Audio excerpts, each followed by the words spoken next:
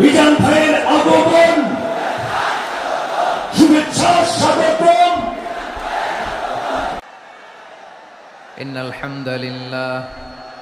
إن الحمد لله نحمده ونستعينه ونستغفره ونؤمن به ونتوكل عليه ونعوذ بالله من شرور أنفسنا ومن سيئات أعمالنا من يهده الله فلا مضل له ومن يضلل فلا هادي له أي فلن تجد له وليا مرشدا ونشهد أن لا إله إلا الله وحده لا شريك له هو الذي لا ضد له ولا ند له لا مثل له ولا مثيل له لا وزير له ولا كفيل له لا شبه له ولا شبيه له لا ولد له ولا والد له وهو الواحد الفرد الصمد لم يلد ولم يولد ولم يكن له كفوا أحد ونشهد أن سيدنا ونبينا وحبيبنا وبشيرنا ونذيرنا وطبيبنا وطبيب أرواحنا وحبيبنا وحبيب ربنا محمدا عبد الله ورسوله أرسله بالحق بشيرا ونذيرا وداعيا إلى الله بإذنه وسراجا منيرا أما بعد فقد قال الله تعالى في كلامه المجيد وفي فرقانه الحميد أعوذ بالله من الشيطان الرجيم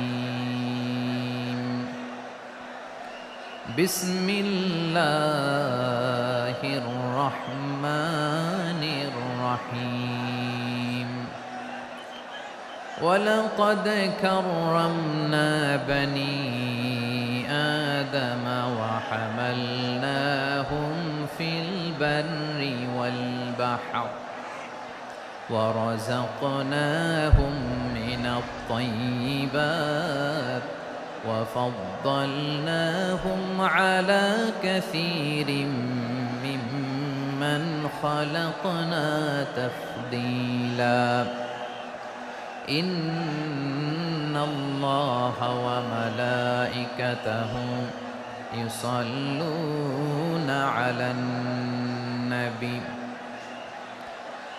يا أيها الذين آمنوا صلوا عليه وسلموا تسليما اللهم صل على محمد وعلى آل محمد كما صليت على إبراهيم وعلى آل إبراهيم إنك حميد مجيد اللهم بارك على محمد وعلى آل محمد كما باركت على إبراهيم وعلى آل إبراهيم إنك حميد مجيد সকল প্রশংসার মালিককে, সকল ক্ষমতার উৎসকে। কেউ যেটা পারে না পারে কে, কেউ যেটা দেখে না দেখে কে? সে আল্লাহর দরবারে আমরা শুকর গুজার হচ্ছি। আমরা সবাই পড়ছি কালিমাতুশ শুকর, আলহামদুলিল্লাহ। সবাই একসাথে গলা ছেড়ে দিয়ে আওয়াজ করে পড়ুন, রব্বানা লাকাল হামদ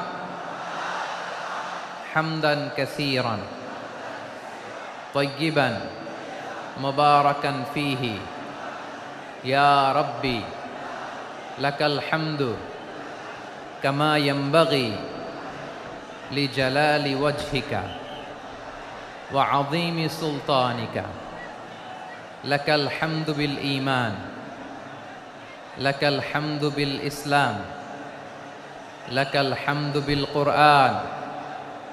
আল্লাহ রাব্বুল ইজ্জা ওয়াল জালালের দরবারে শুকরিয়া জ্ঞাপনের পাশাপাশি আমি আজকের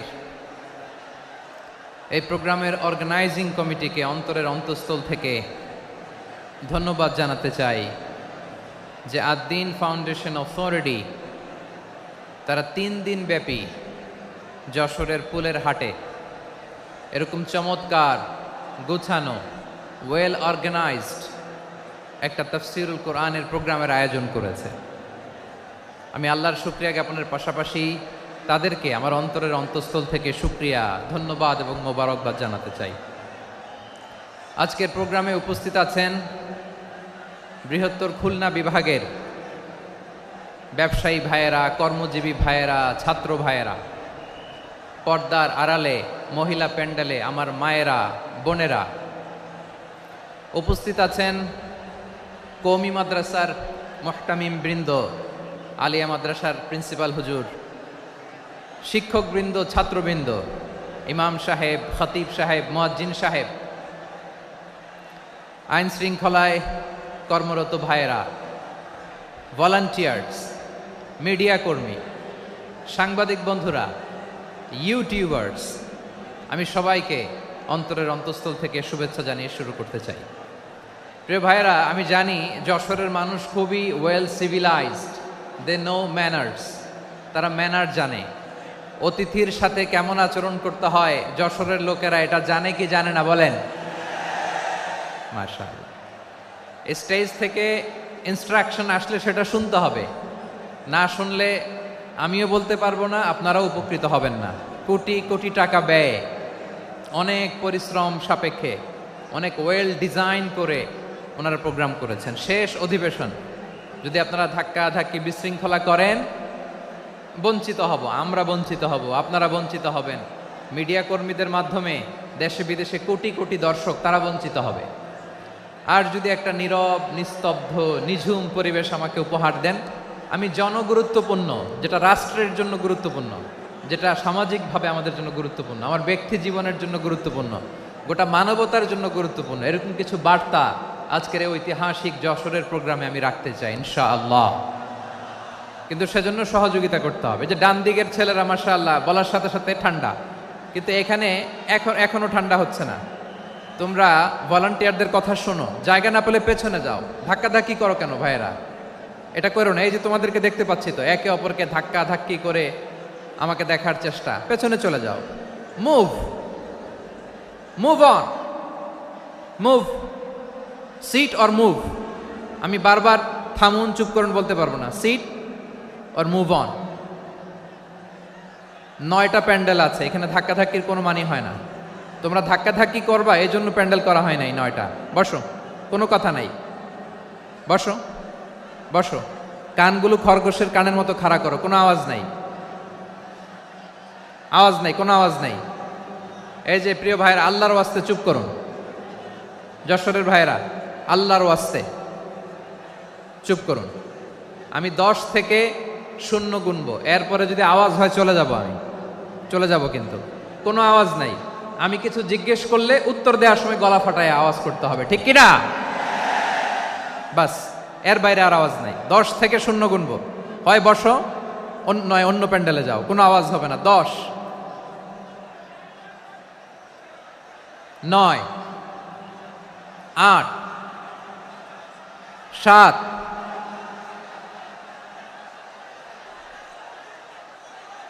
6 5 4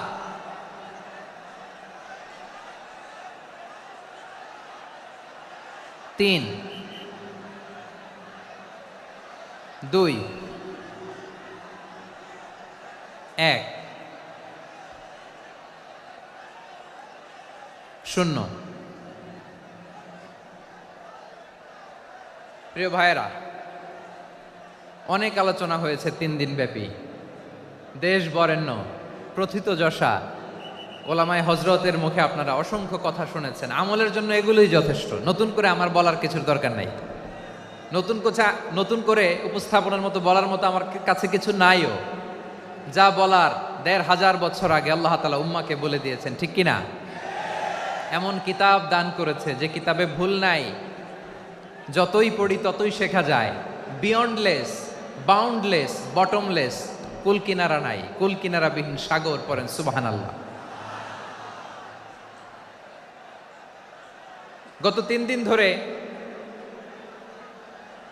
স্কলাররা যে সমস্ত বিষয়ে কোরআন সুন্নাহর আলোকে আলোচনা করেছে, আমরা যেন সেগুলোর উপর আমল করতে পারি। আল্লাহ তৌফিক দান করুক, আমরা পড়ি আমিন। আসুন এখানে আসার বসার এই প্রোগ্রামে অংশগ্রহণ করার উদ্দেশ্যকে, নিয়াতকে আমরা খালেস করে নেই। আজকে আমরা যা শুনবো শিখবো আমলের নিয়তে শুনবো, ঠিক কিনা বলেন? শেষ পর্যন্ত নীরবতা বজায় রাখবো। আমি উঠবো, আপনারা উঠবেন। এর আগে ওঠা যাবে না। স্কেজিউলে একটু চেঞ্জ এসেছে, এশার সালাত হয়নি। আমার আলোচনার পরপরই আজান হবে। এশার সালাতে আমরা জামাতে অংশগ্রহণ করে একসাথে বিদায় নেব ইনশাল্লাহ। বলেন, বিশৃঙ্খলা করলে আমার বুঝাতে, পয়েন্টগুলো শেয়ার করতে দেরি হবে। আর এই যে এরকম নীরব নিস্তব্ধ থাকলে সুবিধা হবে। আল্লাহর ওয়াস্তে বি স্মার্ট। জায়গা না হলে চলে যাবেন, আওয়াজ করবেন না। ভলান্টিয়াররাও আওয়াজ নয়, ইশারা ইঙ্গিতে। প্রিয় ভাইয়েরা, যে টপিকটি নিয়ে আমি আপনাদের সামনে আজকে কথা বলতে চাই, টপিকটি অনেক গুরুত্বপূর্ণ। টপিকটি হচ্ছে হিউম্যান রিসোর্স ডেভেলপমেন্ট, মানব সম্পদ উন্নয়ন। কারণ আল্লাহ তাআলা আমাদের যা দেখ আর না দেখ এটা দিছে। মানুষ আর মানুষ, 18 কোটি মানুষ, ঠিক কিনা? এই 18 কোটির জনসংখ্যার দেশে বসবাস করে আমরা খুশি না বেজার? খুশি হইতে হবে, বেজার হইেন না। জাপানের খবর জানেন? তাদের গ্রোথ রেট নিচের দিকে, উল্টো। জনসংখ্যা নাই, বাচ্চা নিলে, সন্তান নিলে গভর্নমেন্ট তাদের টাকা দেয়। আমাদেরকে আল্লাহ তাআলা দয়া করে, মায়া করে এই সম্পদটা দিয়েছেন। এই মানব সম্পদকে যেন আমরা কাজে লাগাই ইনশাআল্লাহ। পড়েন সবাই। হিউম্যান রিসোর্স ডেভেলপমেন্ট অনেক জনগুরুত্বপূর্ণ বিষয়, খুব সেন্সিটিভ বিষয়। বুঝতে হবে যশোরের স্মার্ট ছেলেরা, এই যে আমি যাদেরকে দেখতে পাচ্ছি, all are the Gen Z of Jashore. যারা জেন জি, ওরা স্মার্ট, ওরা ইশারা ইঙ্গিতে কাজ করে। এই যে পুরো গদি উল্টায় দিছে, ঠিক কিনা? 24-এর ছাত্র নাগরিক অভ্যুত্থান আমাদের দেখিয়ে দিচ্ছে কিভাবে চোখের ইশারায় গদি উল্টে দিতে হয়। তো এই জেনজিদের নিয়ে বসেছে, ওরা তো স্মার্ট, ওরা ডিস্টার্ব করবে না।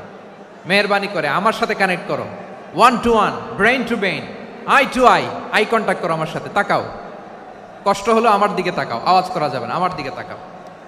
প্রিয় ভাইয়েরা,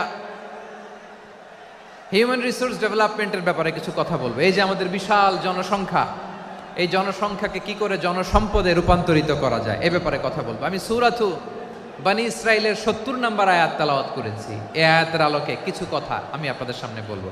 আল্লাহ তাআলা ইরশাদ করছেন, ওয়ালাকাদ কাররামনা বনী আদম ওয়া হামালনাহুম ফিল বাররি ওয়াল বাহরি ওয়া রাযাকনাহুম মিনাত তাইয়্যিবাত ওয়া ফাদ্দালনাহুম আলা কাসীরিম মিম্মান খালাকনা তাফদীলা। পড়েন আল্লাহু আকবার। রব্বুল আলামিন বলেন, ওয়ালাকাদ কাররামনা বনী আদম, আমি বনী আদমকে সম্মানিত করেছি, বনী আদমকে মর্যাদা দিয়েছি। ওয়া হামালনাহুম ফিল বাররি ওয়াল বাহর, বনী আদমকে জলে স্থলে এবং সমুদ্রে চলাচলের বাহন দিয়েছি। ওয়া রাযাকনাহুম মিনাত তাইয়্যিবাত, তাদেরকে পবিত্র রিজিকের বন্দোবস্ত করেছি। ওয়া ফাদ্দালনাহুম আলা কাসীরিম মিম্মান খালাকনা তাফদীলা, আর আমি আল্লাহ যাদেরকে সৃষ্টি করেছি তাদের মধ্য থেকে বনি আদমকে আমি শ্রেষ্ঠ বানিয়েছি। আমরা শ্রেষ্ঠ, আমরা আশরাফুল মাখলুকাত। আমরা কি এই যে এমনি চিল্লাচিল্লি করে জিজ্ঞেস করলে বলে না, আমরা আশরাফুল মাখলুকাত। আমরা কি শ্রেষ্ঠ, সবার চেয়ে সেরা। আমাদের মতো করে আল্লাহ কাউকে বানায় নাই। দুই পায়ে ভর করে শির দ্বারা এরকম স্ট্যান্ড রেখে মাথা উঁচু করে দাঁড়াতে পারে এরকম কোন প্রাণী পৃথিবীতে আছে? এজন্য আল্লাহ বলেন ওয়ালাকাদ কাররামনা বানি আদম, আমি বনি আদমকে সম্মানিত করেছি, তাদেরকে আমি মর্যাদা দিয়েছি। তাদেরকে আমি যত মর্যাদা দিয়েছি আমার কোন সৃষ্টিকে এত মর্যাদা দেই নাই। পড়েন সুবহানাল্লাহ। I have dignified the status of the sons of Adam. আদমের সব সন্তানের মর্যাদা আমি বাড়িয়েছি। আল্লাহ এখানে বলেননি ওয়ালাকাদ কাররামনাল মুমিনিন, আমি মুমিনের মর্যাদা বাড়িয়েছি, বলেছেন? আল্লাহ এখানে বলেন নাই ওয়ালাকাদ কাররামনাল মুসলিমিন, আমি মুসলিমের মর্যাদা বাড়িয়েছি। আল্লাহ বলেছেন ওয়ালাকাদ কাররামনা বানি আদম, আমি বনি আদমের সম্মান বাড়িয়েছি। হোক সে মুমিন কিংবা কাফের, মুসলিম কিংবা মুশরিক, আস্তিক কিংবা নাস্তিক, আরব কিংবা অনারব, যেই হোক না কেন আদম সন্তান সবগুলার মর্যাদা বাড়ায় দিয়েছে কে? সবার মর্যাদা আল্লাহ বাড়িয়েছে। মানুষ হিসেবে মর্যাদা। বিশ্বনবী সাল্লাল্লাহু আলাইহি ওয়াসাল্লাম ইহুদির লাশ দেখে দাঁড়িয়ে গেলেন। কার লাশ? আমার যশোরের ভাইয়েরা আওয়াজ করে বলুন, কার লাশ? ইহুদির লাশ দেখে দাঁড়ায় গেলেন। সাহাবারা বললেন ইয়া রাসূলুল্লাহ, আপনি দাঁড়ালেন যে, এটা তো ইহুদির লাশ। বিশ্বনবী বললেন আওয়ালাইসাত নাফসান, এটা কি মানুষ নয়? এটা হোক ইহুদি হোক খ্রিস্টান, এটা তো মানুষ। আমি মানুষ দেখে দাঁড়িয়েছি। আই স্যালিউট দ্য হিউম্যানিটি, আমি মানবতাকে সম্মান করেছি। পড়েন সুবহানাল্লাহ। তাহলে এই জমিনে মানুষের মর্যাদা বেশি, হোক আস্তিক হোক নাস্তিক, হোক মুমিন কিংবা কাফের। আদমের সন্তান হলে, মানুষ হলেই তার মর্যাদা বাড়িয়েছে কে? আমার কলিজার টুকরা যশোরের ভাইয়েরা, মানুষের মর্যাদা আল্লাহ এত বাড়িয়েছেন, মানুষ জীবিত থাকলেও যেমনি মর্যাদাবান, মরে গেলেও মর্যাদাবান। সুবহানাল্লাহ পড়েন।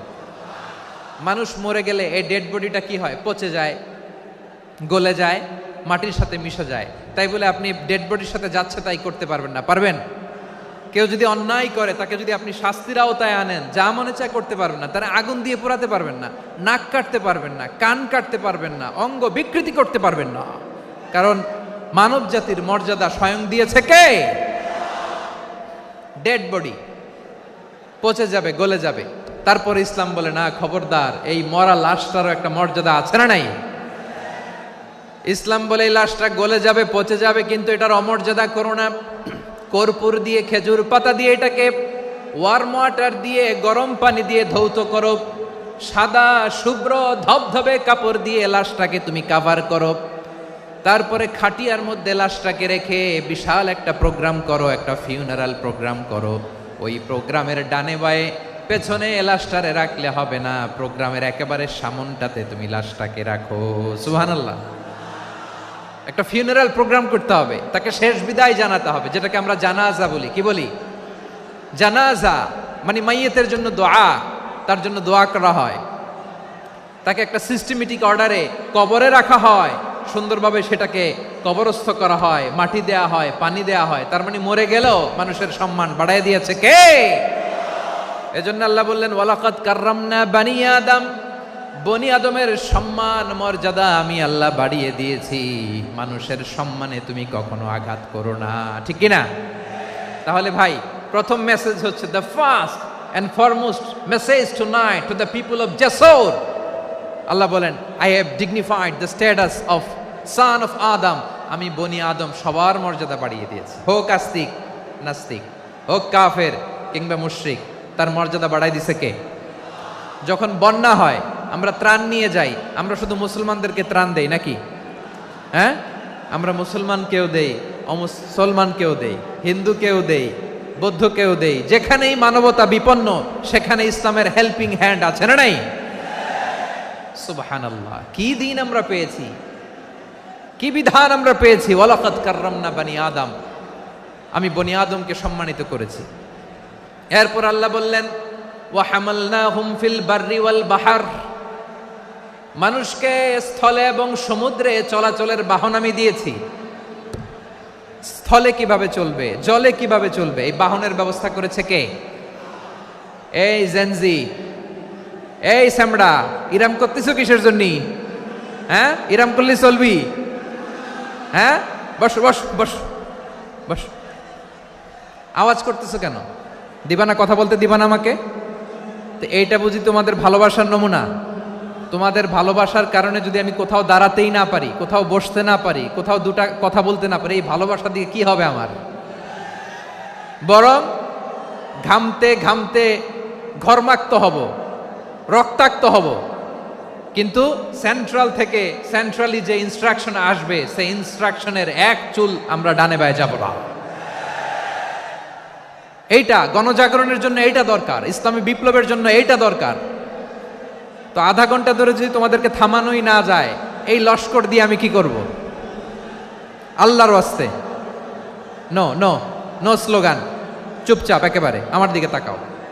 আল্লাহ বললেন ওয়া হামালনাহুম ফিল বাররি ওয়াল বাহার, জলে স্থলে আমি চলাচলের যানবাহনের ব্যবস্থা করেছি। আমরা স্থলে ঘোড়ার উপরে চড়ি, উটের উপরে চড়ি, গাড়ির উপরে চড়ি। এই যে গাড়ির ইঞ্জিন বানাইছি আমরা, এটার মেধা দিয়েছে কে?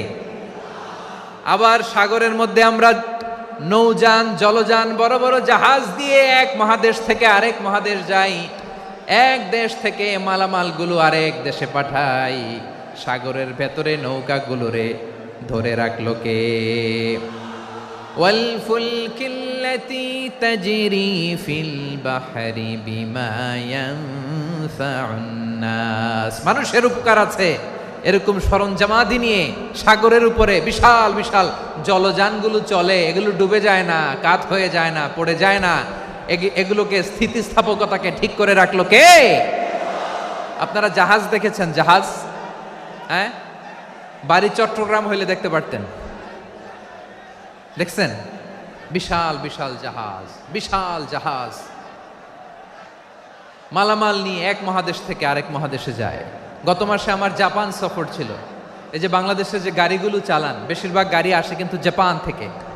হাজার হাজার গাড়ি একটা জাহাজ বহন করতে পারে, হাজার হাজার গাড়ি। এটারে সাগরের মধ্যে ভাসাইলো কে? সবাই বলুন, ভাসালো কে? হাজার হাজার গাড়ি নিয়ে জাপানিজ গাড়িগুলো আমাদের চট্টগ্রামের এয়ারপোর্টের বন্দরে ভিড়ে। যুক্তরাষ্ট্রে আমি দেখেছি বিশাল বিশাল জাহাজ। আপনারা টাইটানিক জাহাজের নাম শুনেছেন? টাইটানিকেরও 8 গুণ 10 গুণ বড়। সুবহানাল্লাহ কইবেন না? টাইটানিক জাহাজের 8 গুণ 10 গুণ বড় একটা জাহাজ আছে, আইকন অফ দ্য সি, আমি দেখে এসেছি। রয়্যাল ক্যারিবিয়ান দেখে এসেছি। সাগরের সামনে জেটিতে যখন দাঁড়ালাম, জাহাজটা যখন যায়, আমার মনে হচ্ছে একটা শহর, গোটা শহর, the entire city is floating on the water. পুরো একটা শহর মনে হয় পানির উপর দিয়ে ভেসে যাচ্ছে। পড়েন সুবহানাল্লাহ। এই যে আইকন অফ দ্য সি, এই ক্রুজ, এই জাহাজটা, এটার ভিতরে স্টেডিয়াম আছে। কিসের ভিতরে স্টেডিয়াম? কথা বুঝে নাই বোধহয়। স্টেডিয়াম কিসের ভিতর?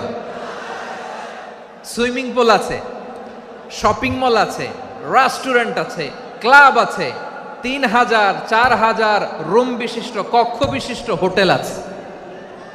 এই সবগুলোর নিয়ে এগুলো চলে সাগরের এই দোলার মধ্যে, জলোচ্ছ্বাসের মধ্যে। এই সাগরের ভেতরে এই জাহাজগুলোর ভাষায় রাখছে কে?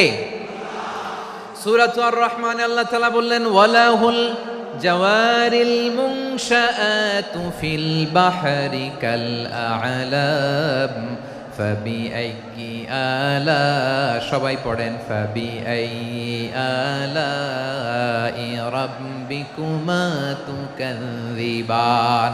পাহাড় সম বড় বড় জাহাজগুলো মাল বোঝাই করে সাগরের মধ্যে ভেসে বেড়ায়। এগুলো দিয়ে মালামাল বহন করা যায়, মানুষরা এক দেশ থেকে আরেক দেশে যায়। এই জাহাজগুলোর সাগরের ভেতরে ভাসায় রাখলো কে?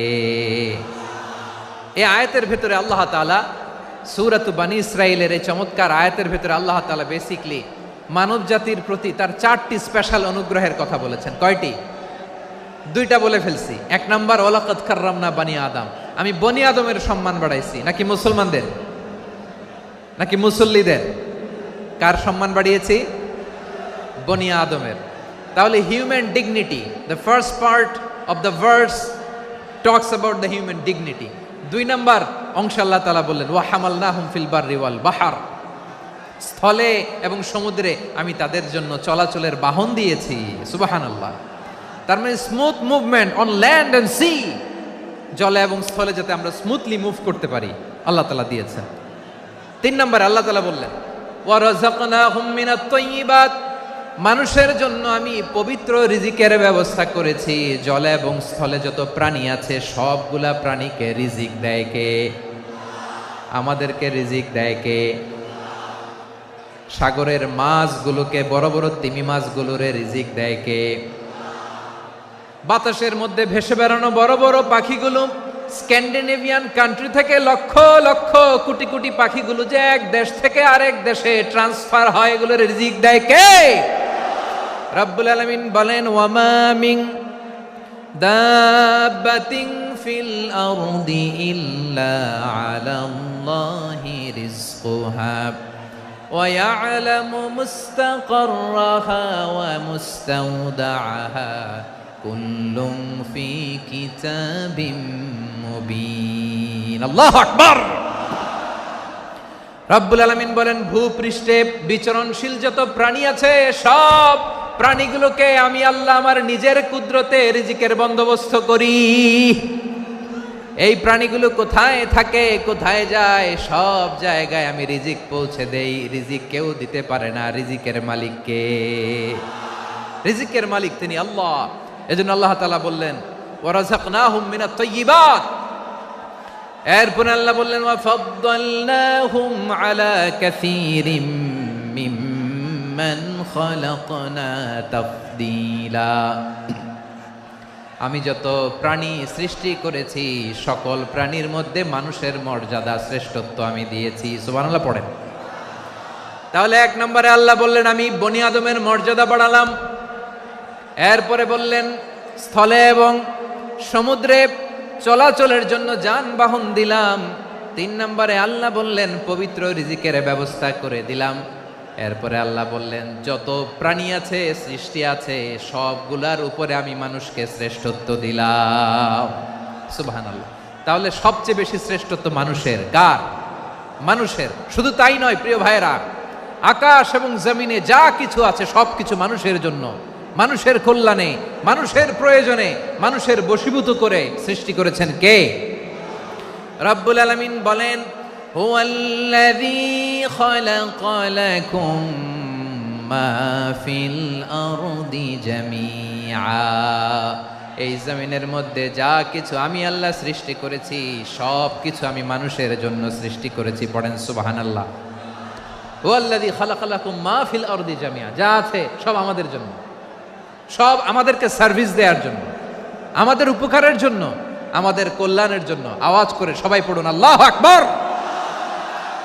অন্য আয়াতে আল্লাহ বললেন ওয়াসাখখারা লাকুম মা ফিস সামাওয়াতি ওয়া মা ফিল আরদি জামিআম মিন ইন্না ফি যালিকা লাআয়াতিন লিকাউমি ইয়াতাফাক্কারুন।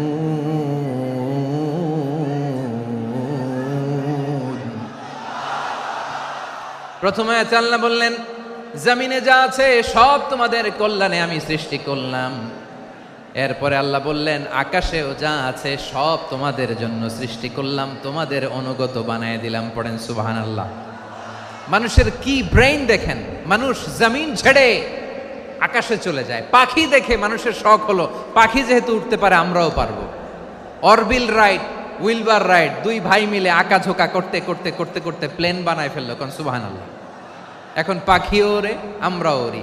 এরপরেই মানুষের কৌতূহল থামে না এখানে। মানুষ চলে গিয়েছে চাঁদে। কোথায় গেছে? এখন কিন্তু চাঁদে জমি বিক্রি হয় জানেন। পৃথিবী নিয়ে মারামারি শেষ। রাশিয়া আমেরিকা এখন ধরছে চাঁদ আর মঙ্গল গ্রহ। এখন চাঁদে জমি বিক্রি হয়, মঙ্গলে জমি বিক্রি হয়। এই চাঁদ মঙ্গল, বৃহস্পতি, শনি সব আল্লাহ তাআলা আমাদের জন্য বানিয়েছেন। সুবহানাল্লাহ পড়েন। মানুষ সাগরের উপরে চড়ে, শূন্যে ভেসে বেড়ায়, পাহাড় কেটে সুড়ঙ্গ বানায়, টানেল বানায়। মানুষ ব্রডব্যান্ডের লাইন নিয়ে যায় সাগরের ভেতর দিয়ে, এক দেশ থেকে আরেক দেশে, এক মহাদেশ থেকে আরেক মহাদেশে। সুবহানাল্লাহ পড়েন। তার মানে গোটা বিশ্বের সব কিছুর উপরে control, superiority over all creatures, সব কিছুর উপর কন্ট্রোল, মনিটরিং, নিয়ন্ত্রণ, এটা প্রতিষ্ঠা করে দিয়েছে কে? এজন্যই মানুষের শ্রেষ্ঠত্ব। ওয়ালাকাদ কাররামনা বানি আদম, আমি বনি আদমের সম্মান বাড়িয়েছি, মর্যাদা আমি বাড়িয়ে দিয়েছি এই কারণে, কারণ মানুষ সব কিছুর উপর নিয়ন্ত্রণ নিতে পারে। মানুষকে নিয়ে এই কোরআনের সব আলোচনা, মানুষকে নিয়ে এই কোরআনের সব। তাই কোরআনের কেন্দ্রীয় আলোচ্য বিষয় হচ্ছে মানুষ। কোরআনের কেন্দ্রীয় আলোচ্য বিষয় কি? যশোরের ভাইয়েরা বুঝে থাকলে সবাই বলবেন, কোরআনের কেন্দ্রীয় আলোচ্য বিষয় কি? এই যে আমি মূল আলোচনায় যাচ্ছি এখন। কেন মানুষ কোরআনের কেন্দ্রীয় আলোচ্য বিষয়? যশোর, আওয়াজ করে বলো, কোরআনের কেন্দ্রীয় আলোচ্য বিষয় কি? মানুষ। এই মানুষ কোরআনের কেন্দ্রীয় আলোচ্য বিষয়। মানুষকে আল্লাহ স্বাধীনতা দিয়েছেন। ফামান শাআ ফালইউমিন ওয়া মান শাআ ফালইয়াকফুর। চাইলে মুমিন হতে পারো, চাইলে কাফের হতে পারো, তোমার ইচ্ছা। তবে জেনে রাখো, মুমিন হলে পাবা জান্নাত, কাফির হলে পাবা জাহান্নাম। নাও দ্য ডিসিশন ইজ ইয়ার্স। সিদ্ধান্ত তোমার, জান্নাতে যাবা না জাহান্নামে যাবা। যশোরের ভাইয়েরা আওয়াজ করে বলুন, কই যেতে চান, জান্নাতে না জাহান্নামে? ডান দিকে না বাম দিকে? ডানপন্থী না বামপন্থী? চিল্লা চিল্লি না চুপচাপ? চুপচাপ কয়ে আবার চিল্লাচিল্লি শুরু করে দিয়েছে। মাশাআল্লাহ, গুরুত্বপূর্ণ কথা বাকি আছে, আমাকে সহযোগিতা করতে হবে। মাশাআল্লাহ, এই তো ঠান্ডা হয়েছে। হ্যাঁ, ঠিক আছে, ঠিক আছে, ঠিক আছে। মানুষকে আল্লাহ এত স্বাধীনতা দিয়েছেন, মানুষ চাইলে অনেক ভালো হইতে পারে। ভালোর রাস্তাও খোলা, খারাপ হওয়ার রাস্তাও খোলা। ভালো হইলে মানুষ অনেক ভালো, খারাপ হইলে অনেক খারাপ। ভালো হইলে সবচেয়ে ভালো, খারাপ হইলে সবচেয়ে খারাপ। এজন্য সিদ্ধান্ত আপনাকে নিতে হবে। আল্লাহ তাআলা বলছেন, লাকাদ খালাকনাল ইনসানা ফি আহসানি তাকওয়িম সুম্মা রাদাদনাহু আসফালা সাফিলিন। আমি মানুষকে অনেক সুন্দর অবয়বে, সুন্দর আকৃতিতে সৃষ্টি করেছি। তার শুধু চেহারার ডিজাইনটাই সুন্দর নয়, তার ব্রেনটা বড্ড সুন্দর, তার মানসিকতা বড্ড সুন্দর, তার সৃজনশীলতা বড্ড সুন্দর। পড়েন সুবহানাল্লাহ। আমাদের চেহারা, অবয়ব, ডিজাইন যে সুন্দর তা না, আমাদের ব্রেনটা অনেক সফিস্টিকেটেড ব্রেন, অনেক সফিস্টিকেটেড। এই 1.5 কেজি ব্রেন ইউজ করে মানুষ গোটা বিশ্বে সভ্যতা বিনির্মাণ করেছে, ঠিক কিনা? এই ব্রেন আল্লাহ তাআলা আমাকে দিয়েছে। এটারে কাজে লাগালে, আপনার 6 সেন্স কাজে লাগালে আপনি অনন্য মানুষ হয়ে উঠবেন, মহামানবে রূপান্তরিত হবেন। মানুষ হতে পারে, চাইলেই মহামানব হতে পারে। আবার যদি মানুষ চায় খারাপও হতে পারে। আল্লাহ বললেন শুধু ভালোই না, ভালো হতে চাইলে অনেক ভালো তুমি হতে পারো, আবার খারাপ হতে চাইলে অনেক খারাপ তুমি হতে পারো। সুম্মা রাদাদনাহু আসফালা সাফিলিন। খারাপ হলে একেবারে খারাপ হতে পারো, নিকৃষ্ট হলে একেবারে নিকৃষ্ট হতে পারো, ভালো হলেও ভালো হতে পারো। কোন সুবহানাল্লাহ। এবার আওয়াজ করে বলুন, ভালো হতে চাই না খারাপ? শ্রেষ্ঠ না নিকৃষ্ট? মানুষ ভালো হলে মানুষ ফেরেশতার চেয়েও ভালো, মানুষ খারাপ হলে সে পশুর চেয়েও খারাপ। কথা ঠিক কিনা বলেন? ভালো হলে ফেরেশতার চেয়েও ভালো, খারাপ হলে পশুর চেয়েও নিকৃষ্ট।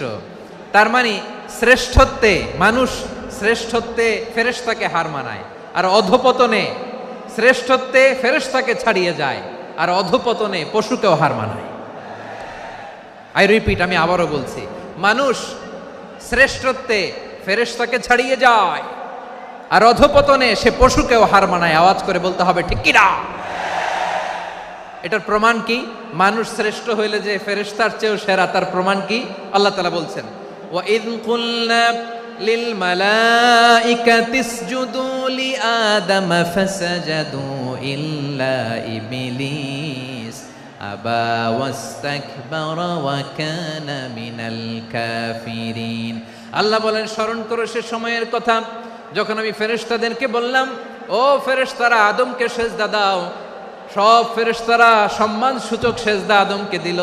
তারা আদমের জন্য সেজদায় লুটিয়ে পড়লো, একজন ছাড়া, তার নাম ইবলিস। আওয়াজ করে বলেন, তার নাম কি? সে অহংকার প্রদর্শন করলো, সে কাফের হয়ে গেল। বাকি সব ফেরেশতারা সেজদা দিল। সুবহানাল্লাহ। আবার আদম আলাইহিস সালামকে আল্লাহ জিজ্ঞেস করলেন, সব বলে দিল উত্তর, কিন্তু ফেরেশতাদেরকে একই প্রশ্ন জিজ্ঞেস করলেন, তারা উত্তর করতে পারে নাই। তার মানে এর মধ্য দিয়ে প্রমাণিত হয়, মানুষ ভালো হলে ফেরেশতার চেয়েও ভালো, ফেরেশতার চেয়েও মানুষের মর্যাদা বাড়িয়ে দিয়েছে কে? সব নূরের ফেরেশতা যখন মাটির আদমকে সেজদা দেয়, এটা প্রমাণ করে ফেরেশতার চেয়েও মানুষের মর্যাদা বাড়িয়ে দিয়েছে কে? তুমি মাটির আদমকে প্রথম সৃষ্টি করিয়া ঘোষণা করিয়া দিলে শ্রেষ্ঠ বলিয়া, তাই তো নূরের ফেরেশতা করে আদমকে সেজদা। ঠিক কিনা বলেন? তাই তো নূরের ফেরেশতা করে আদমকে সেজদা। সবার চেয়ে সম্মান দিলে মাটির আদমকে। আল্লাহু আল্লাহু তুমি জাল্লে জালালুহু, শেষ করা তো যায় না গে তোমার গুণগান। পড়েন না? পড়েন। আল্লাহু আল্লাহু তুমি জাল্লে জালালুহু, শেষ করা তো যায় না গে তোমার গুণগান। আল্লাহু আল্লাহু, আল্লাহু আকবার। আদমের মর্যাদা বেশি, মানুষের মর্যাদা বেশি, মানুষ শ্রেষ্ঠ তার প্রমাণ নূরের ফেরেশতা মাটির আদমকে সেজদা করে। আওয়াজ করে বলেন ঠিক কিনা? তাহলে মানুষ ভালো হলে ফেরেশতার চেয়ে ভালো। আবার মানুষ যদি খারাপ হয়, সে পশুর চেয়েও খারাপ। অধপতনে পশুত্বকে হার মানায়। তার প্রমাণ কি? তার প্রমাণ হচ্ছে, যশোরের ভাইরা দেখবেন পত্রিকায় নিউজ পেপারে মাঝে মাঝে এরকম দেখা যায়, এক মানুষ আরেক মানুষকে হত্যা করে 20 টুকরা করে বস্তার ভিতরে ভরেছে। আপনারা এই নিউজ পড়েন নাই না? দেখেন নাই? দেখছেন? মানুষকে হত্যা করে কয় টুকরা? জোরে বলেন। এখানেই ক্ষান্ত হয় না, আবার কোথায় ভরছে? বস্তার ভেতরে। আচ্ছা, বুঝে থাকলে আওয়াজ করে বলেন, কোনদিন শুনছেন একটা হাতি আর একটা হাতিকে হত্যা করে 20 টুকরা করছে, এরপরে বস্তার ভিতরে ভরছে? হইছে? তাহলে দেখেন, মানুষ যদি খারাপ হয়, সে পশুকেও হার মানায়। চিল্লায় বলো ঠিক কিনা? এমনও দুশ্চরিত্র মানুষ আছে যার নজর থেকে 6 মাসের ছোট্ট মেয়ে থেকে শুরু করে 80 বছরের বৃদ্ধারাও নিরাপদ নয়। পশুকেও হার মানে। মানুষের ঘর জ্বালিয়ে পুড়ে মেসাকার করে দেয়, জনপদের পর জনপদ জ্বালায় দেয়। এরকম আছে না নাই? বোমা মেরে শহরগুলো উড়িয়ে দেয়। এই যে ইসরায়েল গাজার মধ্যে যে অ্যাটাক করেছে, এরা মসজিদ মানে নাই, মসজিদে বম ফেলেছে। এরা খ্রিস্টানদের চার্চ, গির্জা মানে নাই, গির্জায় বম ফেলেছে। পৃথিবীর ইতিহাসে never happened in the history of the world that someone bombed on a hospital, on an ICU center. এমন হাসপাতাল যেখানে আইসিইউর রোগীরা আছে, ওই হাসপাতালের উপরও ইসরায়েলি সৈনিকেরা বোমা মেরেছে। জোরে বলেন ঠিক কিনা? এরা মানুষ? আওয়াজ করে বলেন, এরা মানুষ না। প্রিয় ভাইয়েরা, চোখ কান নাক মুখ থাকলেই মানুষ না। যা সামনে দেখেন এগুলো সব মানুষ না, এগুলো জনসংখ্যা। এগুলো কি? সবাই বলুন, এগুলো কি? বাড়ছে জনসংখ্যা, কমছে মানুষ। বাড়ছে জনসংখ্যা, কমছে। এই দুনিয়া এখন তো আর সেই দুনিয়া নাই, মানুষ নামের মানুষ আছে দুনিয়া বোঝাই। সেই মানুষের ভিড়ে আমার আসল মানুষ নাই। ঠিক কিনা? আসল মানুষের বড্ড অভাব, আসল মানুষের বড্ড অভাব। আমার ভাইয়েরা, মানুষ খারাপ হলে পশুকেও হার মানায়। মানুষে পার্থক্য আছে।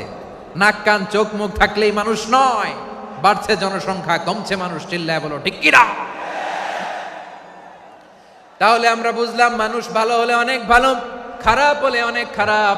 ও আমার কলিজার টুকরা যশোরের ভাইয়েরা, আসুন না 3 দিন ব্যাপী এই তাফসিরুল কোরআনের ঐতিহাসিক প্রোগ্রাম থেকে আমরা সিদ্ধান্ত নেই আমরা ভালো মানুষ হব নাকি খারাপ মানুষ হব। কলিজা থেকে, প্রাণ থেকে আওয়াজ করে সবাই বলুন, ভালো মানুষ নাকি খারাপ মানুষ? ভালো মানুষ হইতে হবে। ভালো মানুষ যারা জগৎটাকে এনলাইটেন করবে, যারা এনলাইটেন করবে, যারা সত্যের বীর সেনানী হয়ে দাঁড়াবে, যারা সত্যের পক্ষে কথা বলবে, যারা জালিমের মসনদকে ভেঙে খান খান করে দেবে, এরকম হওয়ার দরকার আছে না নাই? এরকম ভালো মানুষ আমরা হতে চাই কি চাই না? মানুষকে যত্ন নিলে মানুষ যে কত ভালো হয় আপনি কল্পনাও করতে পারবেন না। এই যে আপনাদের যশোরে যে ভালো ছেলেগুলো আছে, যে ভালো তরুণগুলো আছে, যে যুবকগুলো আছে, যে ভালো আলেমরা আছে, ভালো নেতারা আছে, সবাই যদি তাদের মতো হতো পুরো যশোরটা একটা জান্নাতের টুকরা হয়ে যেত। আওয়াজ করে বলেন ঠিক কিনা?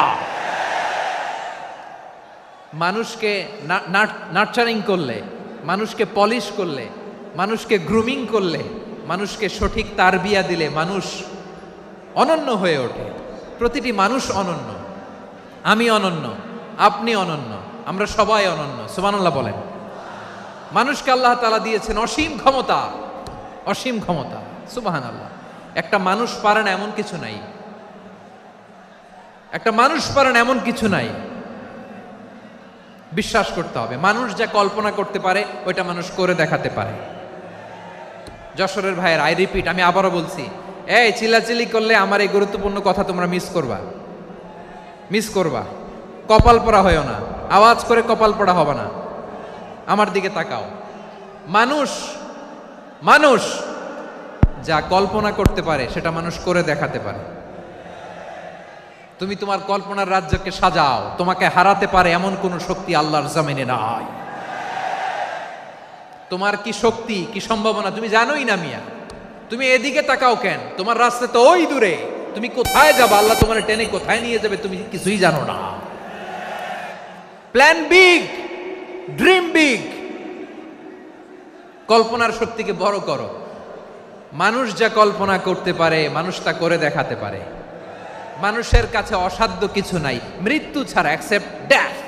মৃত্যু ছাড়া মানুষ সবকিছুকে জয় করতে পারে। মৃত্যু ছাড়া যে কোনো অসাধ্যকে সাধন করার ক্ষমতা মানুষকে দিয়ে দিয়েছে কে? হারার জন্য তোমার জন্মই হয় নাই, তোমার জন্ম হয়েছে জিতার জন্য, বিজয়ের জন্য তোমার জন্ম। মানুষের শুরুটাই হয় বিজয় দিয়ে।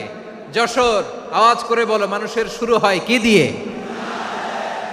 আমরা যখন আমার পিতার পৃষ্ঠদেশে ছিলাম, পিতার পৃষ্ঠদেশ থেকে শুক্রাণু যখন মায়ের গর্ভদেশে যেয়ে পড়ে, কতটা শুক্রাণু ভ্রমণ শুরু করে জানো? 20 কোটি শুক্রাণু। একবার সিমেন আউট হলে সেখানে 20 কোটি শুক্রাণু থাকে, ভ্রমণ শুরু করে। ওই 20 কোটি শুক্রাণুর মধ্য থেকে তুমি আমি আজকে এক বিকশিত শুক্রাণু মানব রূপে পৃথিবীতে এসেছি। সুবহানাল্লাহ।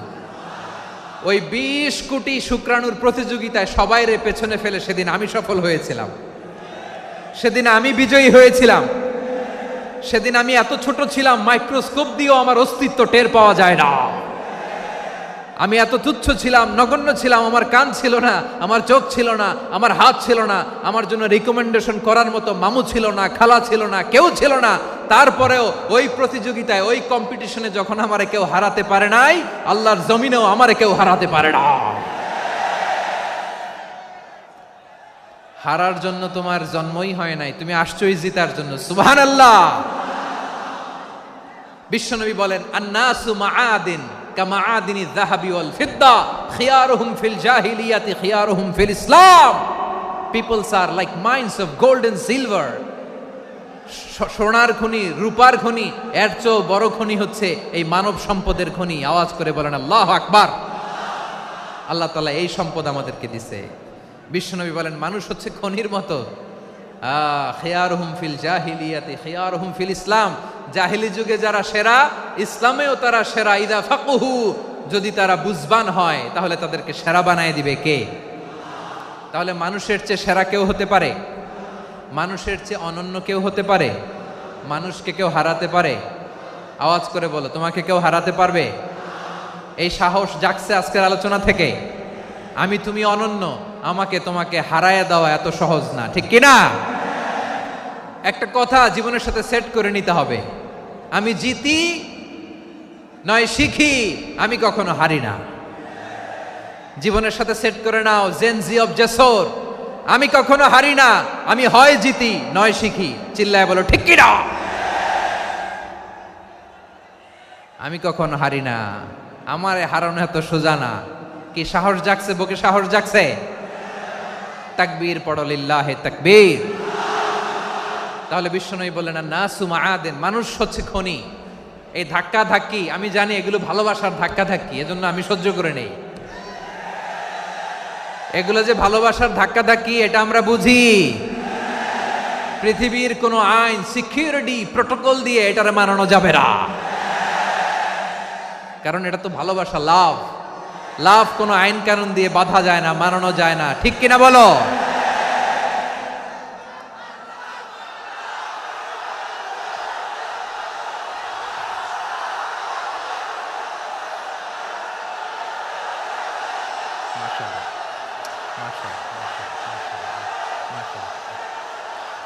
ঠিক আছে, বসুন বসুন বসুন। আল নাসু মাআদিন, মানুষ হচ্ছে খনি, এই খনির যত্ন নিতে হবে। আমার মা বাবা যারা এসেছেন, আপনার ছেলে মেয়ের যত্ন নেন। আপনার ছেলের মধ্যে যে কি পটেনশিয়াল আপনি জানেন না। আপনার এই ছোট্ট অবুজ ছেলেটাই আগামী দিনের শায়েখ আহমদুল্লাহ হবে। আপনার হেফজখানায় পড়া ওই ছোট্ট ছেলেটাই আগামী দিনের আল্লামা মামুনুল হক হবে। আপনার ওই ছেলেটা আমির হামজা হবে, আব্দুল হাই সাইফুল্লাহ হবে। এভাবে বড় বড় আলেম হবে, তারা যুগশ্রেষ্ঠ আলেম হবে। সেই একদিন এই বাংলাদেশের পার্লামেন্টে যে বক্তব্য দিয়ে যশোরের পক্ষে কথা বলবে। আপনি জানেন না, কাউকে ছোট করবেন না আপনি, ওর কনফিডেন্স আপনি কমাবেন না, আপনি কমাতে পারেন না। প্যান্ডেলে আমার যে মা বোনেরা আছেন, ছেলে মেয়েদেরকে কখনো ছোট করে কথা বলবেন না। ও যে কোথায় যাবে আপনি জানেন না, আপনি মা হয়ে তাকে সাহস দিবেন, তার কল্পনার জগৎটাকে সাজাতে তাকে উৎসাহিত করবেন, ঠিক কিনা বলেন? আর আমার প্যান্ডেলের আমার প্রিয় শ্রদ্ধাশীলা মায়েরা বোনেরা, আপনারা তো আরো দামি সম্পদ। বিশ্বনবী বলেন আর দুনিয়া কুল্লুহা মাতা। আল্লাহ আল্লাহ আল্লাহ, বিশ্বনবীর কথার ওজন দেখেন। আর দুনিয়া কুল্লুহা মাতা ওয়া খায়রু মাতা'আদ দুনিয়াল মারআতুস সালিহা। বিশ্বনবী বলেন দুনিয়ায় যা দেখো সব আল্লাহর দেওয়া অ্যাসেট, মানে সম্পদ। আর এত অ্যাসেটের ভিড়ে সবচাইতে শ্রেষ্ঠ সম্পদ হচ্ছে নেককার নারী। সুবহানাল্লাহ। ভাইয়েরা বোনের সাথে খারাপ আচরণ করো না, সন্তান মায়ের সাথে খারাপ আচরণ করো না। আমাদের মায়েরা আমাদের asset, they are our priceless asset. কারণ এই মায়েদের পেটে এসেছে আল্লাহর ওলিরা, এই মায়েদের পেটে এসেছে খান জাহান আলী, এই মায়ের পেটে এসেছে শাহজালাল ইয়ামানি, এই মায়ের পেটে এসেছে আল্লাহর সব নবীরা। নাকি নবীরা আকাশ থেকে ধপ করে জমিনে নেমে আসছে? মায়ের পেটে আসছে। এই মায়ের পেটগুলো খনি। আমার সম্মানিতা মায়েরা বোনেরা, নিজেকে ইসলাম দিয়ে সাজান, নিজেকে ইসলাম দিয়ে সাজান, নিজেকে পবিত্র রাখুন, নিজের আব্রু ইমান ইজ্জতের হেফাজত করুন, কোরআন পড়ুন, সুন্নাহ পড়ুন। আপনি জানেন না আপনার গর্ভে কে আসছে, কোন ক্ষণজন্মা পুরুষকে আল্লাহ তাআলা আপনার গর্ভে পাঠাবে আপনি জানেন না। মায়েরা নিজেদেরকে পবিত্র রাখুন, ইসলাম চর্চা করুন, কোরআন চর্চা করুন, নৈতিকতা দিয়ে নিজেকে সাজান। যশোরের জেনজি, নিজেদেরকে প্রস্তুত রাখো আগামীর বাংলাদেশের জন্য। নৈতিকতা, মোরালিটি, ভ্যালিউজ দিয়ে নিজেকে সাজাও, ইসলাম দিয়ে নিজেকে সাজাও। কারণ আগামীর বাংলাদেশ ইসলামের বাংলাদেশ। বাংলাদেশের আসল পরিচয় ইসলাম। বাংলাদেশের আসল পরিচয় কি? সবাই বলে না। বাংলাদেশের আসল পরিচয় কি? এই ইসলাম নিয়ে আমরা সংসদ ভবন সাজাবো, রাজি আছি না নাই? শেকড় ভুলে যাওয়া যাবে না। আমরা ধাপে ধাপে শারিয়া আইনের দিকে যাব ইনশাআল্লাহ, কিন্তু জঙ্গিবাদ দিয়ে নয়, কট্টরপন্থা দিয়ে নয়। আমরা ইন্টেলেকচুয়ালি গ্রাজুয়ালি ধাপে ধাপে শারিয়া আইনের দিকে মুভ করব ইনশাআল্লাহ। বলো লিল্লাহি তাকবীর। এদেশের আসল পরিচয় সবাই বলে না, আওয়াজ করে, এদেশের আসল পরিচয়। এদেশে আজান শুনে সূর্য ওঠে শহর গ্রামে, এদেশে আজান শুনে সূর্য ডুবে সন্ধ্যা নামে, এদেশে সকল কাজে সবাই বলে বিসমিল্লাহ, এদেশে ভালো কিছু দেখে শুনে হাসি মুখে সবাই বলে মাশা আল্লাহ। সুবহানাল্লাহ সুবহানাল্লাহ সুবহানাল্লাহ সুবহানাল্লাহ সুবহানাল্লাহ সুবহানাল্লাহ সুবহানাল্লাহ সুবহানাল্লাহ। ও নবীন তরুণ তোমার কিসের এত ভয়, জেনে রেখো বাংলাদেশের আসল পরিচয়। বাংলাদেশের আসল পরিচয় ইসলাম। আওয়াজ তুলে বলো, আসল পরিচয় কি? এদেশে পরস্পরে দেখা হলে দেয় সালাম, এদেশে আমজনতার হৃদয় জুড়ে পাক্কালাম, ঠিক কি না? এদেশে বিপদ এলে সর্বজনে সর্বক্ষণে দোয়া পড়ে ইন্না লিল্লাহ সুবহানাল্লাহ সুবহানাল্লাহ সুবহানাল্লাহ সুবহানাল্লাহ। এদেশে আজান শুনে সূর্য ওঠে শহর গ্রামে, এদেশে আজান শুনে সূর্য ডুবে সন্ধ্যা নামে, এদেশে সকল কাজে সবাই বলে বিসমিল্লাহ, এদেশে ভালো কিছু দেখে শুনে হাসি মুখে সবাই বলে মাশা আল্লাহ। সুবহানাল্লাহ, আওয়াজ করে সুবহানাল্লাহ সুবহানাল্লাহ সুবহানাল্লাহ সুবহানাল্লাহ। সবাই একসাথে সুবহানাল্লাহ সুবহানাল্লাহ সুবহানাল্লাহ সুবহানাল্লাহ। এদেশের আসল পরিচয় কি? আওয়াজ করে বলতে ভয় লাগে। এদেশের আসল পরিচয় কি? ইসলাম দিয়ে আমাদের সংসদ ভবন চলুক, আমরা চাই কি চাই না? বঙ্গভবনে লা ইলাহা ইল্লাল্লাহর পতাকা উড়ুক, আমরা চাই কি চাই না? প্রতিটি জেলা অফিসে, ডিসি অফিসে লা ইলাহার পতাকা ঝুলুক, আমরা চাই কি চাই না? কারা কারা চাই হাত তুলে আল্লাহরে দেখায়।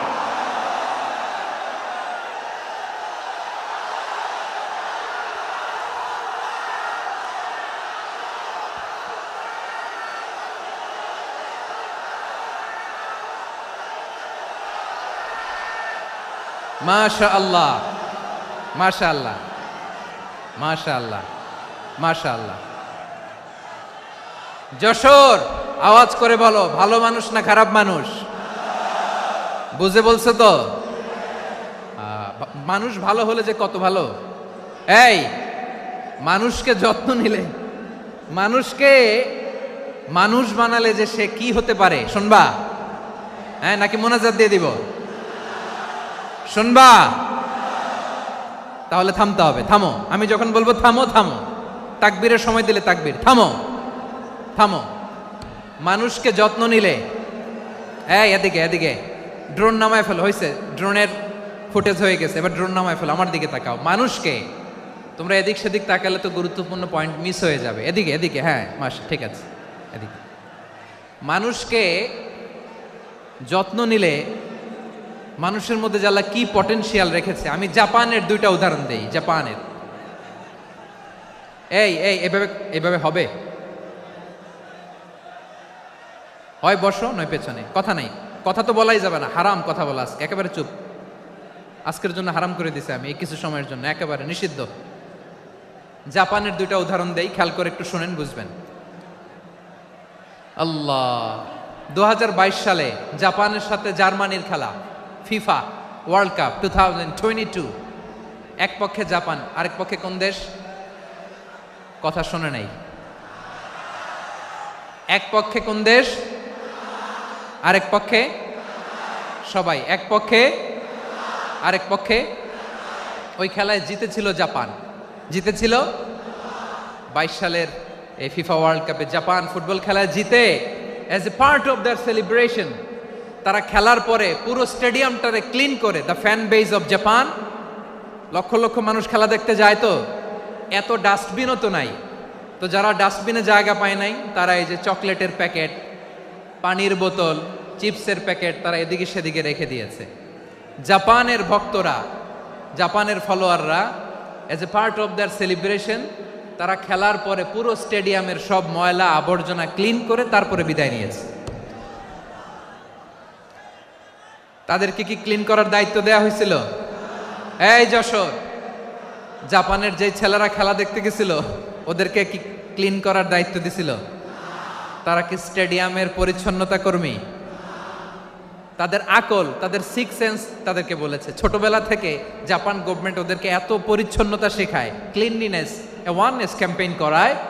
ক্লাসে আমি দেখেছি, ক্লাসে নিজের বেঞ্চ নিজে মুছে, ক্লাসের মাঝখানে একটা সময় দেয়, নিজের টেবিল নিজে মুছে, নিজের ক্লাসরুমটা নিজে পরিষ্কার করে, রাস্তাঘাটে একটা ধুলা নাই, ময়লা নাই, একটা টিস্যু নাই। খেলার পরে গোটা বিশ্বকে তাক লাগিয়ে দিয়েছে। জাপানের ফ্যানরা সবার রেখে যাওয়া গার্বেজ, টিস্যু, বোতল পরিষ্কার করে তারপরে স্টেডিয়াম থেকে বিদায় নিয়েছে। আমরা কেন এমন হইতে পারলাম না? আমরা কেন এমন হইতে পারলাম না? জাপানের যারা এগুলো করছে ওদের তিনটা করে চোখ না? চোখ তো তিনটা জাপানো লাগো, জাপানো লাগো, হাত তো চারটা, কান তো ছয়টা। হ্যাঁ, নাকি আমার মতো দুই হাত দুই কানওয়ালা মানুষ? চোখে দেখলে ওটা মানুষ না। চিন্তা করছেন? তার মানে জাপানিজদেরকে যে গ্রুমিং করে শিখানোর মাধ্যমে পরিচ্ছন্ন বানানো গেছে, ওরা যেমনি মানুষ আমরাও মানুষ। আমাদের সন্তানদেরকে শেখালে তারাও পারবে, পারবে কিনা? 2 নম্বর উদাহরণ বলি। চট্টগ্রাম ফেনীতে যারা গিয়েছেন, মেঘনা গুমতি ব্রিজ প্রকল্প নাম শুনছেন? মেঘনা একটা ব্রিজ পার হওয়া লাগে। এই মেঘনা গুমতি, এখানে 3টা ব্রিজ কাঁচপুর সহ, এই 3টা ব্রিজের নির্মাণ কাজ, রেনোভেশনের কাজ দেয়া হয়েছিল জাপানের একটা কোম্পানিকে। কাকে? জাপানের কোম্পানি। নির্মাণ শেষে 738 কোটি টাকা বেঁচে গেছিল, এটা গভর্নমেন্টের হাতে দিয়ে তারা বিদায় নিয়েছে। কত টাকা? 738 কোটি টাকা। যত প্রাক্কলিত ব্যয় নির্ধারণ করা হয়েছে সব টাকা সরকার, তৎকালীন সরকার 2019-এর সরকার, কারা ছিল তো জানেন? এই 2019-এর সরকার তাদেরকে দিয়েছে। তারা রিনোভেশন নির্মাণ শেষে 738 কোটি টাকা অতিরিক্ত বেঁচে গেছিল, এটা আবার গভর্নমেন্টের হাতে বুঝাই দিয়ে তারা বিদায় নিচ্ছে। আমরা কেন এমন হইতে পারলাম না? জাপানের ওরাও মানুষ, আমরাও মানুষ, তার মানে মানুষে মানুষে পার্থক্য আছে না নাই? আচ্ছা, জাপানের 2টা উদাহরণ দিলাম, এবার আমার দেশের 2টা উদাহরণ দিব না? বাংলাদেশের 2টা উদাহরণ দিই। 1 নম্বর উদাহরণ, গত সপ্তাহে আপনারা জানেন কক্সবাজার আমার একটা প্রোগ্রাম ছিল, তো হেলিকপ্টারে গিয়েছিলাম। ফেনী জেলা যখন পার হচ্ছি আমি দেখলাম 3টা উইন্ডমিল। উইন্ডমিল চিনেন তো? বিশাল পিলার, 3টা 4টা পাখা থাকে। বায়ু বিদ্যুৎ কেন্দ্র, বাংলাদেশের প্রথম বায়ু বিদ্যুৎ কেন্দ্র এটা। মুহুরী প্রজেক্ট বলে এটার, সম্ভবত মুহুরী প্রজেক্ট। তো সাগরের বাতাসের ঝাপটায় এটা ঘুরে এনার্জি হয়, ইলেকট্রিসিটি উৎপাদন হয়। তো আমি পাইলটকে বললাম, ভাই এগুলো থেকে কেমন ইলেকট্রিসিটি উৎপাদন হয়? কয়, হুজুর একটু হয় না, কিছুই হয় না। কিছুই হয় না মানে? বলে, হুজুর বাংলাদেশে যত উইন্ডমিল আছে এটার পাখা একটাও ঘুরে না। আল্লাহ, বলেন কি? তাহলে এই যে কোটি কোটি টাকা ব্যয় করে যে উইন্ডমিল, কয় হুজুর ভিতরে ফিটফাট, উপরে ফিটফাট, ভিতরে সদরঘাট। তার মানে কোটি কোটি টাকা দিয়ে এই উইন্ডমিল বানায়, এখানে কিছু নাই। দুর্নীতির আড্ডাখানা, আখড়াখানা বাংলাদেশ, ঠিক কিনা বলেন?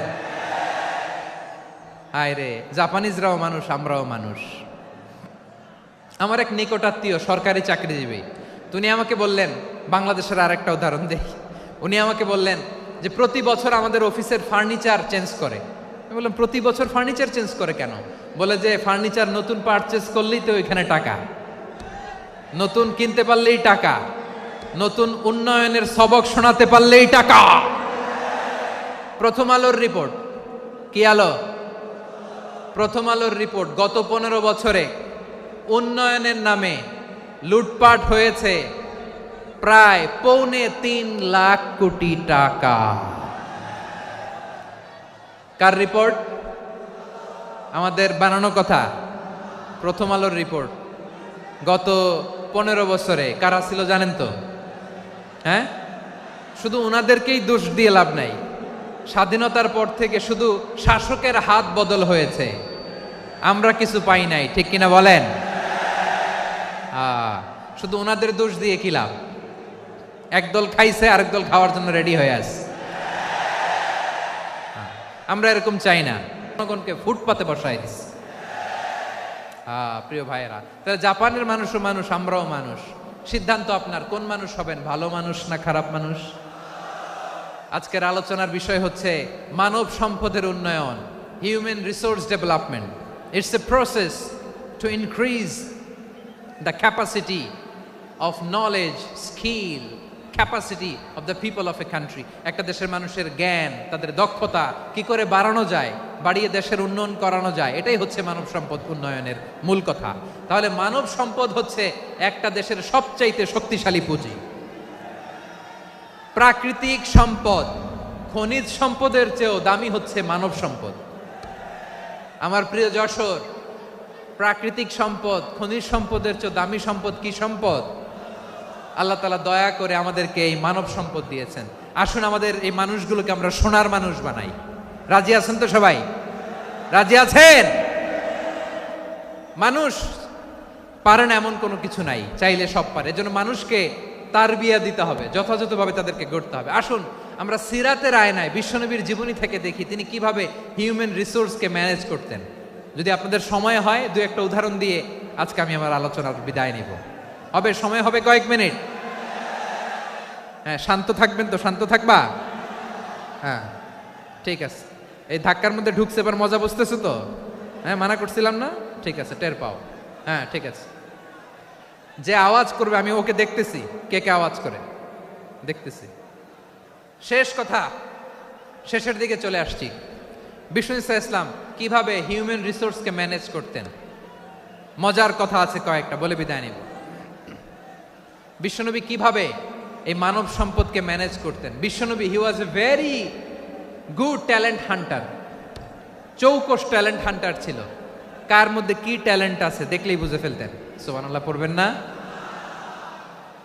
কি নবী আমরা পেয়েছি! He was a very good talent hunter. আমার নবী, তিনি চৌকস ট্যালেন্ট হান্টার ছিলেন। কার মধ্যে কি প্রতিভা বের করতেন, ওই প্রতিভাকে ইসলামের কল্যাণে কাজে লাগাতেন। সুবহানাল্লাহ বলেন। যাকে যেই জায়গায় সেট করলে ভালো হবে তাকে ওই জায়গায় সেট করতেন। কয়েকজন সাহাবীর জীবনী শোনাই। আবু মাহজুরা রাদিয়াল্লাহু তাআলা আনহু, মক্কার মুয়াজ্জিন, আগে ছিল মুশরিক, পরে হয়েছে মুমিন। উনি কিভাবে মুমিন হইলেন এই ঘটনাটা একটু আপনাদের শোনাতে চাই। তো আপনাদের তো সময় নাই হাতে। হ্যাঁ, সময় আছে? এই জেনজি শেষ করে দিল আজকের প্রোগ্রামটা। 1 ঘন্টা ধাক্কা ধাক্কি করে কেমনে দাঁড়ায় আছে আমি বুঝলাম না।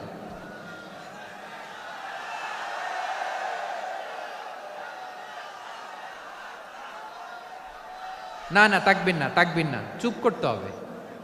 What I need, you stop, just shut up, চুপ। হ্যাঁ, ঠিক আছে, এভাবে। আবু মাহজুরা রাদিয়াল্লাহু তাআলা আনহু কিভাবে মুসলিম হলেন, আওয়াজ করে শুনেন। হুনাইনের যুদ্ধ, 8ম হিজরি। বিষ্ণু ইসলাম হুনাইনের যুদ্ধ শেষে ফিরতেছেন, পথিমধ্যে বেলাল রাদিয়াল্লাহু তাআলা আনহু, এই যে আবার কথা, আই রে আল্লাহ রে, এখানে ধাক্কা ধাক্কি কেন? চলে যাও, পেছনে যাও, যাও পেছনে যাও। কি আজীব তামাশা! যেখানে যায় এখানে ধাক্কা ধাক্কি, মারামারি, গায়ের উপরে, কাঁধের উপরে, শাউটিং। অনেক গুরুত্বপূর্ণ কথা পয়েন্ট করে নিয়ে আসে যে বলবো, এই শাউট করার কারণে প্রোগ্রামটাই নষ্ট করে দেয়। আসছে আমার ভালোবাসা দেখাইতে, প্রোগ্রামটাই শেষ করে দিয়ে চলে যায়। স্টপ, আবার কথা বল, স্টপ। হুনাইনের যুদ্ধে 8ম হিজরি। কত হিজরি? সবাই বলেন না একটু, কত হিজরি? 8ম হিজরিতে হুনাইনের যুদ্ধে রাসূল সাল্লাল্লাহু আলাইহি ওয়াসাল্লাম ফিরে আসতেছেন মদিনায়। পথিমধ্যে বেলাল রাদিয়াল্লাহু তাআলা আনহু আজান দিচ্ছেন। কি দিচ্ছেন? তো পাশে ছিল মুশরিকদের একটা পল্লী। কিছু মুশরিক তরুণ কিছু অমুসলিম কিশোর তারা আজানকে ব্যঙ্গ করতেছে, আমাদের বাংলায় মুখ ভেঙ্গানো বলে আর কি। বেলাল রাদিয়াল্লাহু তাআলা আনহু আজান দিচ্ছেন, ওই বাচ্চাগুলো মুশরিক, তো ওরা আজানকে ব্যঙ্গ করতেছে, বিকৃতি করে ওরাও আজান দিচ্ছে। উদ্দেশ্য হচ্ছে আজানকে নিয়ে ঠাট্টা করা। উদ্দেশ্য কি? ঠাট্টা করা। ব্যাপারটা মনে কষ্ট পাওয়ার মতো ব্যাপার না? কিন্তু বিশ্বনবী ওইখানে দেখেন কি খুঁজলেন। বিশ্বনবী খেয়াল করলেন অমুসলিম কিশোরদের মধ্যে থেকে একটা কিশোরের গলাটা বড় দরাজ গলা, কণ্ঠটা বড় সুন্দর। খেয়াল করে দেখলেন যে কিছু কিশোর বেলালের আজানকে ব্যঙ্গ করে, বিকৃতি করে, কিন্তু একজনের কণ্ঠ দেখতে পাচ্ছেন না এত দূরে, কিন্তু কণ্ঠটা বড় সুন্দর, দরাজ গলা। বিশ্বনবী সাহাবীদেরকে বললেন, ধরো এগুলারে, ধরো। সবগুলারে ধরে বিশ্বনবীর সামনে আনা হলো। ওরা হাঁটু গেড়ে বসলো। বিশ্বনবী বললেন, তোমাদের মধ্যে কে যেন ব্যঙ্গ করে আজান দিচ্ছিল, তার গলাটা বড় উঁচু, গলার বেসটা বড় মজবুত, মেলোডিয়াস, সুমধুর কণ্ঠ, কে? আবু মাহজুরা বলে, আমার বন্ধুরা সবাই আমার দিকে আঙ্গুল দেখায়, আমি পড়ে গেছি বিপদে। রাসূল সাল্লাল্লাহু আলাইহি ওয়াসাল্লাম বাকি অমুসলিম তরুণদেরকে ছেড়ে দিলেন, বললেন তোমরা যাও। এবার আবু মাহজুরারে পাইছে। আবু মাহজুরার চুলের মধ্যে হাত দিলেন বিশ্বনবী, মাথায় হাত দিয়ে বললেন, এবার আজান দাও দেখি। আবু মাহজুরা বলে, আমি তো আজান দিতে জানি না, কারণ আমি তো বেলালেরটা শুইনা দিছি, আমার তো মুখস্থ নাই, আমি তো আজান দিতে জানি না। বিশ্বনবী বললেন, জানো না? তাহলে আসো, আমি তোমারে শিখাই দেই। সুবহানাল্লাহ পড়ে। আবু মাহজুরা হাঁটু গেড়ে বসে, বিশ্বনবীর মোবারক হাত আবু মাহজুরার চুলের মধ্যে। বিশ্বনবী আজানের মুআল্লিম আবু মাহজুরাকে বলতেছে, ঠিক আছে তোমারে শিখাই দিচ্ছি, আমি যা যা বলবো আমার সাথে সাথে বলো, পারবা? আবু মাহজুরা বলে, পারবো। বিশ্বনবী আজান দিচ্ছেন, মাথায় হাত দিয়ে আল্লাহু আকবার, আল্লাহু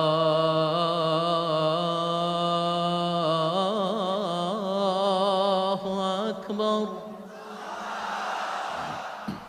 আবু মাহজুরা এই বাক্যটা পড়লেন। বিশ্বনবী দ্বিতীয় বাক্য পড়তে আরম্ভ করলেন, আল্লাহু আকবার,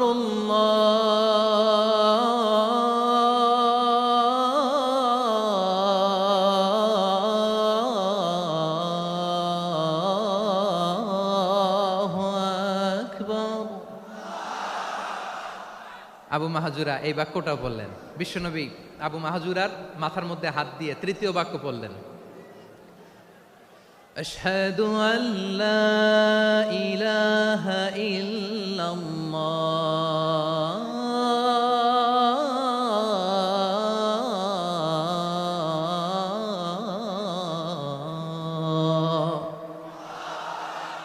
আবু মাহজুরা তৃতীয় বাক্য পড়লেন। বিশ্বনবী একটা বাক্য পরে আবু মাহজুরা পরে, বিশ্বনবী পরে আবু মাহজুরা পরে। আবু মাহজুরা কিন্তু অমুসলিম, মুশরিক। আবু মাহজুরা বলে, এক একটা বাক্য পড়ি আমার কলিজাটা গলে ঠান্ডা হয়ে যায়। এতদিন মোহাম্মদকে গালি দিতাম, এখন মোহাম্মদ আমার মাথায় যখন হাত রাখছে আমার সারা শরীর ঠান্ডা হয়ে গেছে। বিশ্বনবী আজান শিখাচ্ছেন, একটা একটা বাক্য পড়ে আবু মাহজুরাও পড়ে, বিশ্বনবী পড়ে আবু মাহজুরাও পড়ে। পুরো বাক্যগুলো যখন শেষ, আজান শেষ, আবু মাহজুরাও যখন পুরো আজান পড়লেন, আবু মাহজুরা বললেন, এতদিন মোহাম্মদের চেহারা দেখলে আমার ঘৃণা লাগতো, আজ থেকে মোহাম্মদের চেহারার চেয়ে প্রিয় চেহারা আমার কাছে নাই। আবু মাহজুরা বললেন, ও মুহাম্মদ, আজানের বাক্য তো আপনি আমারে শেখালেন, এখানেই শেষ করবেন না, আপনি আমারে পড়ায় দেন, লা ইলাহা ইল্লাল্লাহু মুহাম্মাদুর রাসূলুল্লাহ সাল্লাল্লাহু আলাইহি ওয়াসাল্লাম। বিশ্বনবীর সাথে দাঁড়িয়ে উনি শাহাদা পড়ে মুসলমান হয়ে গেলেন। এবার আবু মাহজুরা বলে, ইয়া রাসূলুল্লাহ, ইয়া হাবিবাল্লাহ, আমি মুমিন হয়েছি, মুসলমান হয়েছি, আপনার কাছ থেকে আজান শিখার সৌভাগ্য আমি লাভ করেছি গো নবী। আমার কণ্ঠের বড় তারিফ করেছেন আপনি, আমার আজানকে আপনি পছন্দ করেছেন। একটা জিনিস আপনার কাছে চাই, আপনি আমাকে মক্কার মসজিদুল হারামের মুয়াজ্জিন হিসেবে অ্যাপয়েন্ট করে দে। বিষ্ণু ইসা ইসলাম বললেন, যাও আবু মাহজুরা, আমি তোমাকে পৃথিবীর শ্রেষ্ঠতম মসজিদ মক্কার মসজিদুল হারামের মুয়াজ্জিন হিসেবে অ্যাপয়েন্ট করে দিলাম। দেখছেন কিভাবে ট্যালেন্ট হান্টিং করতে হয়, কিভাবে হিউম্যান রিসোর্স মানব সম্পদকে ব্যবহার করতে হয়। আসছিল আজানকে ভেঙ্গাইতে, আসছিল কেন? আজানকে ব্যঙ্গ করার জন্য। বিকৃত করার জন্য, আজানকে বিকৃত করতে যে ইসলামের সবচাইতে শ্রেষ্ঠ মসজিদের মুয়াজ্জিন হয়ে গেল। পড়েন সুবহানাল্লাহ। হযরত আবু মাহজুরা রাদিয়াল্লাহু তাআলা আনহু ওনার এই সুললিত কণ্ঠ ব্যবহার করে মসজিদুল হারামে এত সুন্দর করে আল্লাহু আকবার বলে আজান দিতেন, মানুষগুলোর, মুসল্লিগুলোর, মক্কাবাসীর হৃদয়কে তিনি বিগলিত করে দিতেন। মানুষের হৃদয়কে ঠান্ডা হয়ে যেত। শুধু এখানেই শেষ না আমার যশোরের ভাইয়েরা। বিশ্বনবী যখন সাইয়েদনা আবু মাহজুরা রাদিয়াল্লাহু তাআলা আনহুকে আজান শিখাচ্ছিলেন, বলেন তো বিশ্বনবীর হাতটা কোথায় ছিল? আবু মাহজুরার মাথার সামনে, এই চুলের উপরে ছিল। আবু মাহজুরা ওই স্মৃতিটাকে ধারণ করবার জন্য, ওই স্মৃতিকে বহন করার জন্য বিশ্বনবীর মোবারক হাত আবু মাহজুরার কপালের চুলের যেই জায়গায় লেগেছে, মৃত্যুর আগের দিন পর্যন্ত আবু মাহজুরা মাথার ওই চুলে কোনোদিন ছুরি আর কামার লাগায় নাই, সেখানে কেচি লাগায় নাই, চুলের মধ্যে খুর লাগায় নাই। আবু মাহজুরা ডান দিকের চুল কাটতো, বাম দিকের চুল কাটতো, পেছনের চুল কাটতো, সামনের চুল কাটতো না। আবু মাহজুরা রাদিয়াল্লাহু তাআলা আনহুর সামনের চুলগুলো বড় হতে হতে যখন এত বড় হয়ে যায়, তিনি চুলগুলো পেঁচিয়ে মাথার মধ্যে রাখতেন। তারপরে তিনি পাগড়ি পরতেন। সবাই জিজ্ঞেস করতো, আবু মাহজুরা এটা আবার কেমন স্টাইল? দেখতে তোমারে কি বিদঘুটে লাগে? কেমন অড লাগে? কেমন খারাপ দেখা যায়? মক্কায় এমন কোন মানুষ তো দেখি নাই, ডানে চুল কাটে, বায়ে চুল কাটে, পেছনে চুল কাটে, সামনে কাটে না। ওরে আবু মাহজুরা, কেমন দেখা যায় তোমারে? তুমি সামনের চুল কাটো না কেন? আবু মাহজুরা বলে, আমি হাঁটু গেড়ে পেয়ারা নবীর সামনে বসেছিলাম, আমার এই মাথার চুলের মধ্যে মুবারক হাত লাগিয়ে বিশ্বনবী নিজে আমাকে আজানের প্রতিটা বাক্য শিক্ষা দিয়েছেন। বিশ্বনবীর মোবারক হাত, পবিত্র হাত আমার মাথার চুলের যেই জায়গায় লেগেছে, আমি চাই ওই চুলগুলা নিয়ে আমি আমার কবরের ভিতরে যাব। সাইয়েদনা আবু মাহজুরা রাদিয়াল্লাহু তাআলা আনহু ইন্তেকালের আগের পর্যন্ত মাথার সামনের চুলগুলা কাটে নাই। মাথার সামনের চুল তিনি কাটেন নাই। সুবহানাল্লাহি বিহামদি। কেমন ভালোবাসতেন বিশ্বনবী সাহাবীদেরকে, সাহাবারা কেমন ভালোবাসতেন বিশ্বনবীকে। সামনের চুলগুলো বড় হতে হতে এত বড় ছিল, পেঁচিয়ে রেখে পাগড়ি পরতেন, কাটতেন না। নবীর হাত লেগেছিল। সুবহানাল্লাহ পড়েন। তাহলে what is the lesson? Moral of the story কি? মোরাল অফ দ্য স্টোরি হচ্ছে, আসছিল আজানকে ব্যঙ্গ করার জন্য, বিকৃত করার জন্য, হয়ে গেল মসজিদুল হারামের মুয়াজ্জিন। দেখেন বিশ্বনবী একটা খারাপ সিচুয়েশনের মধ্যে থেকে কি ভালো জিনিস বের করে আনলেন। আমি যে শুরুতে বলেছি কিভাবে তিনি হিউম্যান রিসোর্সকে ডেভেলপ করেছেন, ম্যানেজ করেছেন।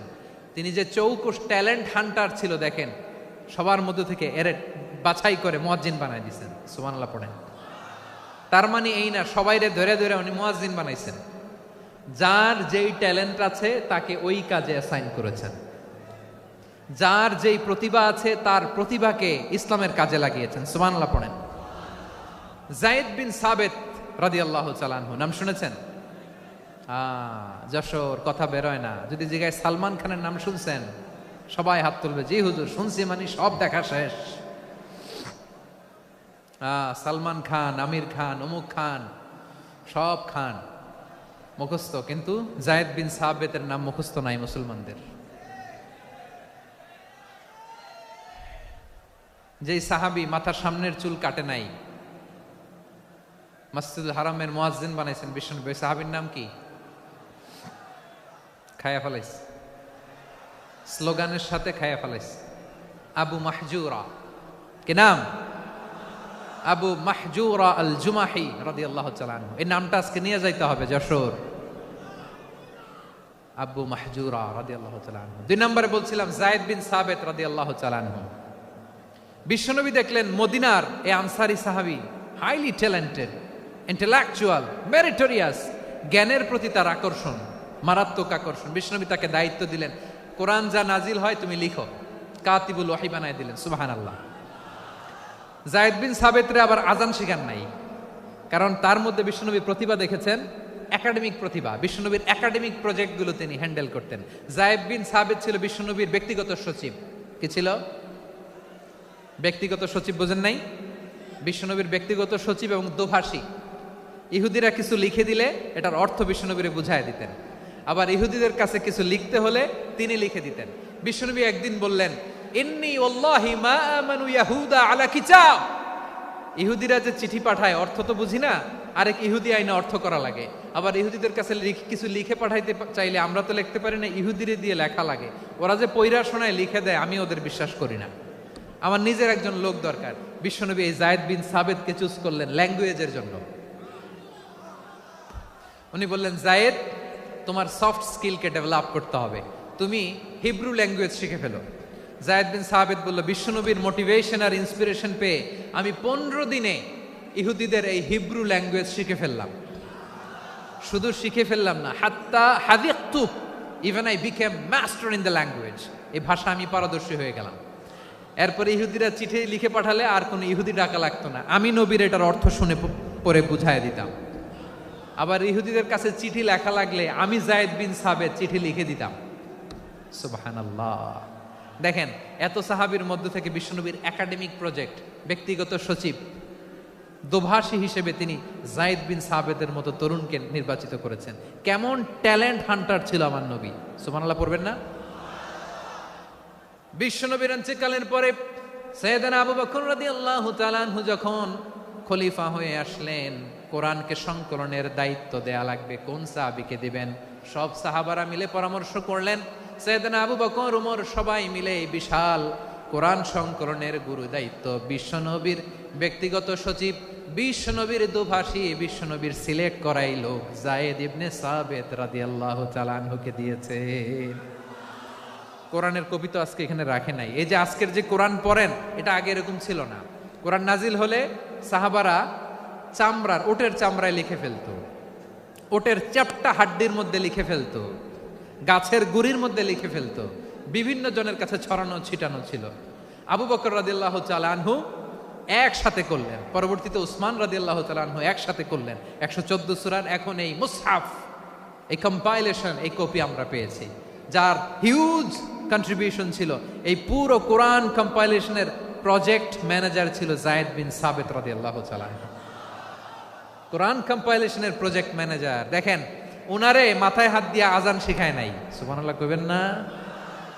তাহলে প্রথম সাহাবী আবু মাহজুরাকে মুয়াজ্জিন বানাইলেন, যায়েদ বিন সাবেতকে ব্যক্তিগত সচিব আর দোভাষী বানালেন, মুসআব ইবনে উমাইর রাদিয়াল্লাহু তাআলা আনহুকে ইসলামের প্রথম অ্যাম্বাসেডর বানালেন।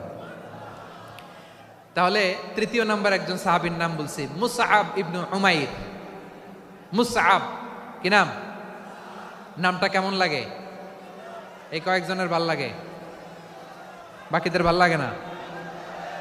ভাল লাগে? এই এই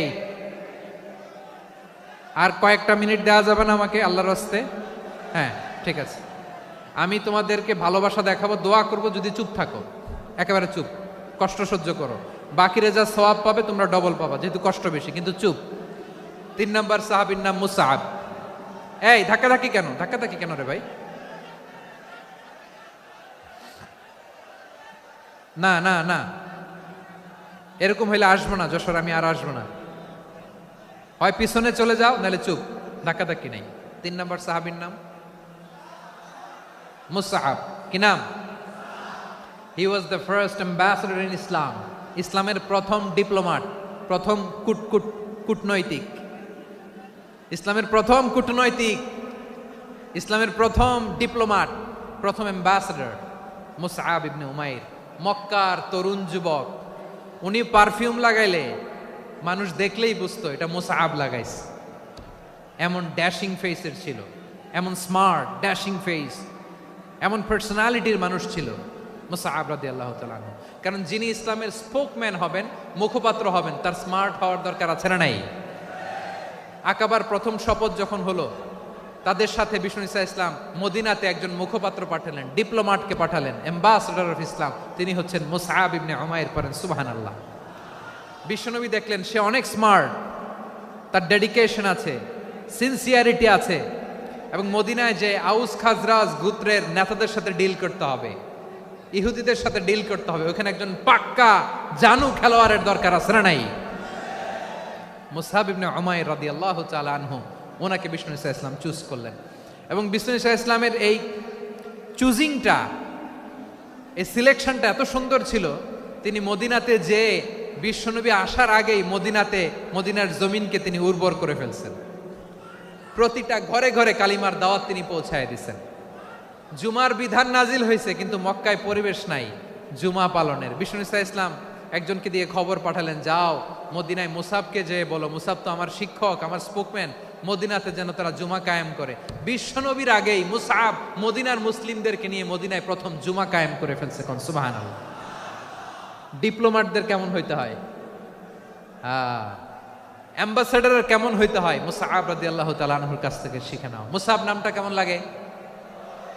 যশোর যাদের সন্তান হবে, ছেলে সন্তান, আমার রাস্তায় পাইলে সবাই জিজ্ঞেস করে, হুজুর একটা নাম দেন, আমার ছেলে হবে। যশোরবাসীর জন্য আমি একটা নাম দিয়ে দিলাম, নাম রাখতে হবে মুসআব। কি নাম? নামটা যাদের ভাল লাগে, ছেলে সন্তান অনাগত আসবে, মনে চাইলে নাম রেখে দিবেন মুসআব রাদিয়াল্লাহু তাআলা আনহুর নামে মুসআব। তাহলে মুসআব রাদিয়াল্লাহু তাআলা আনহুকে বিশ্বনবী ল্যাঙ্গুয়েজ শিখান নাই, সফট স্কিল শিখান নাই। যায়েদ রাদিয়াল্লাহু তিনি হিব্রু ল্যাঙ্গুয়েজ শিখেছেন, সুরিয়ানি শিখেছেন, কিন্তু মুসআবকে তিনি বানিয়েছেন the spokesman of Islam, the first diplomat, the ambassador of Islam. সুবহানাল্লাহ পড়বেন না? আব্দুল্লাহ ইবনে আব্বাস রাদিয়াল্লাহু তাআলা আনহু বিশ্বনবীর কাজিন, চাচাতো ভাই। আবার মাইমুনা রাদিয়াল্লাহু তাআলা আনহু, মাইমুনা নবীর স্ত্রী, তিনি ছিলেন আব্দুল্লাহর আপন খালা। তো নবীর বউ যদি ওনার খালা হয়, নবী তার কি? বুঝে নাই, নবী তার কি? খালু। তাহলে সম্পর্ক অনেক গভীর, কাজিন আবার খালু। ছোট্ট মানুষ, তাই রাতে মাঝে মাঝে ঘরে থাকতো। বিশ্বনবী দেখলেন আব্দুল্লাহ যেহেতু আমার ঘরে ঢুকতে পারে, আব্দুল্লাহরে এই উম্মতের বড় শিক্ষাবিদ বানাইতে হবে। কথা বোঝে নাই? আব্দুল্লাহকে কি বানাইতে হবে? শিক্ষাবিদ, এডুকেটর অফ দিস উম্মাহ, এই উম্মার শিক্ষাবিদ বানাইতে হবে। তাই আব্দুল্লাহ ইবনে আব্বাসকে বিশ্বনবী হাতে কলমে শিক্ষা দিয়েছেন।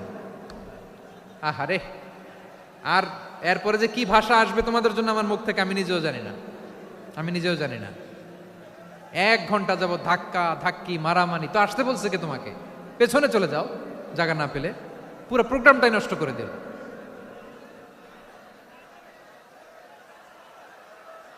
জি, আমার দিকে তাকান, আমি শেষ করে দিচ্ছি। হবে না, ইন্টেলেকচুয়াল আলোচনা এখানে হবে না, আমি বুঝতে পারছি, আমি শেষ করে দিচ্ছি। আব্দুল্লাহ ইবনে আব্বাস রাদিয়াল্লাহু তাআলা আনহু, মনোযোগ দিয়ে কয়েকটা মিনিট শুনুন, আমি এখনই শেষ করে দিচ্ছি। এরপর আওয়াজ করবে, এই যে এগুলো কি আমি বুঝলাম না। আমি বললাম না সব করা যাবে, বসে যাও, শুয়ে যাও, চলে যাও, আওয়াজ করা যাবে না। অন্যকে বসো এটাও বলার দরকার নেই, জাস্ট এদিকে তাকাও। আল্লাহ।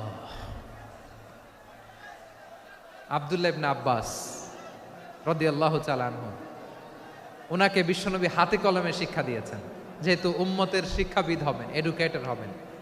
তো বিশ্বনবী রাতে যখন তাহাজ্জুদ পড়তেন, ছোট্ট আব্দুল্লাহ ঘরে থাকতো। বুঝতে পেরেছেন?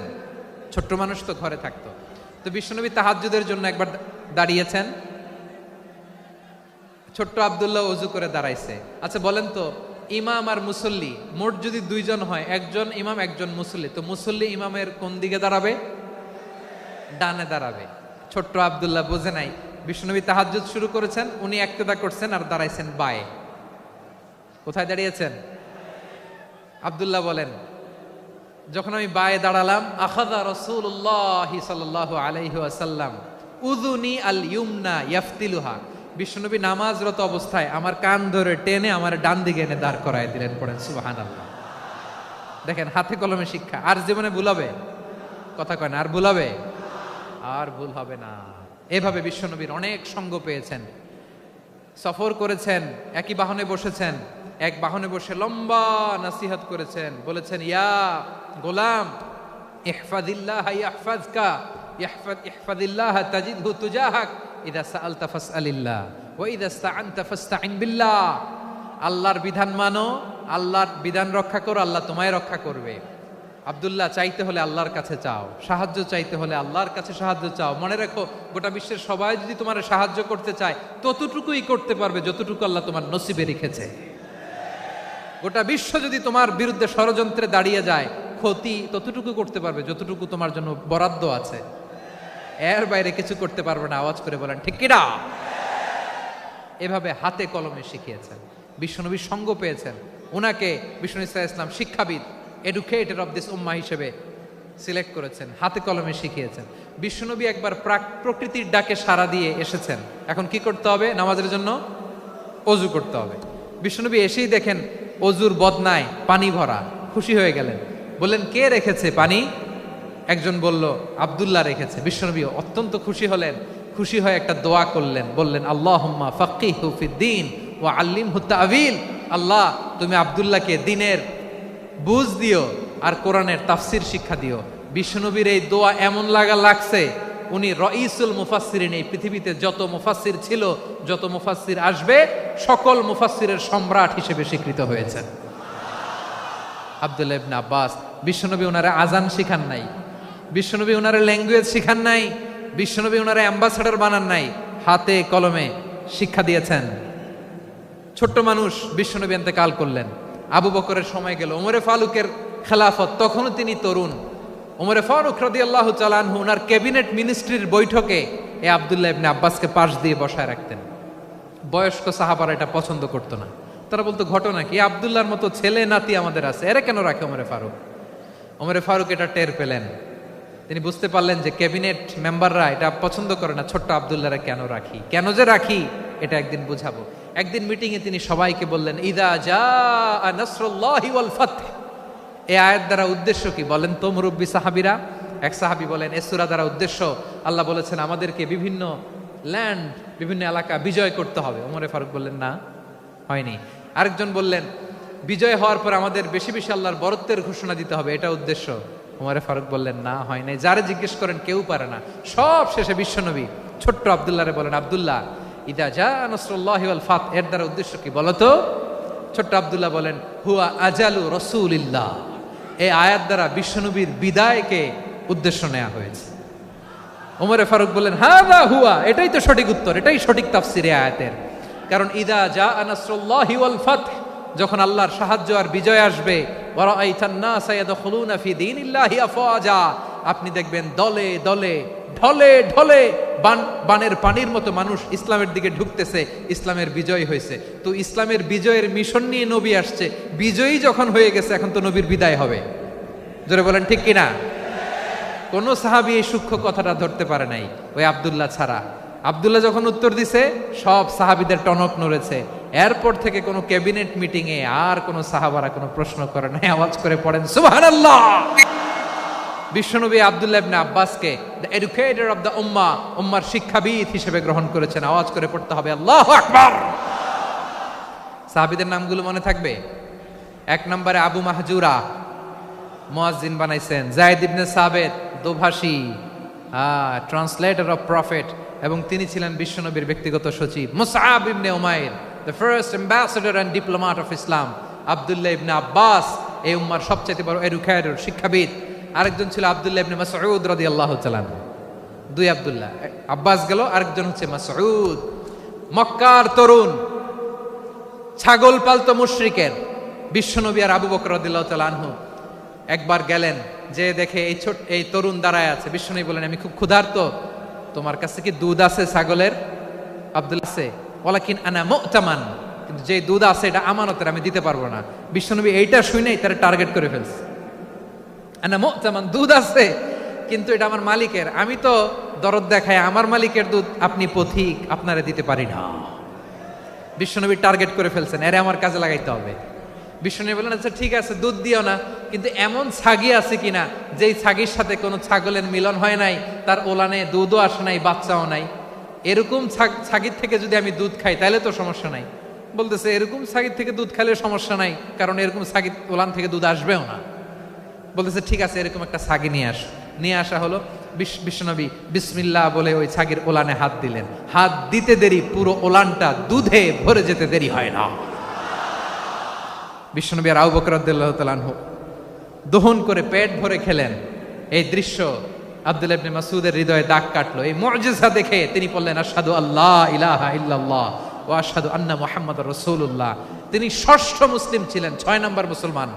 ওনাকে টার্গেট করে বিশ্বনবী দেখলেন এমন ইন্টেলেকচুয়াল ব্রেন, উনি সূক্ষ্ম সূক্ষ্ম জিনিস বুঝে বেশি, ফিকহি জ্ঞান ওনার মধ্যে বেশি। বিশ্বনবী ওনাকে কোরআনের জ্ঞান শিক্ষা দিতে লাগলেন। উনি বিশ্বনবী সবার কাছে কোরআন শোনায়, কিন্তু বিশ্বনবী নিজে আব্দুল্লাহ ইবনে মাসুদের কাছ থেকে কোরআন শুনতো। বিশ্বনবী একবার বললেন, ইকরা আলাইয়া ইয়া মাসুদ। ইবনে মাসুদ একবার শোনাও তো কোরআন দেখি। আব্দুল্লাহ ইবনে মাসুদ বলে, আকরাউ আলাইকা ওয়া আলাইকা উনজিল। নবী, আপনার উপর কোরআন নাজিল হয় আর আমি আপনার সামনে কোরআন পড়ব। বিশ্বনবী বললেন, ইন্নী উহিব্বু আন আসমাআহু মিন গায়রি। আমি নিজে পড়তে যেমনি ভালোবাসি, অন্যে পড়ুক আমি শুনবো, এটাও আমি ভালোবাসি। সূরা নিসা তিনি তেলাওয়াত করে শুনিয়েছেন। এমন সূক্ষ্ম সূক্ষ্ম বিষয় বিশ্বনবী ওনাকে ধরিয়ে দিয়েছেন।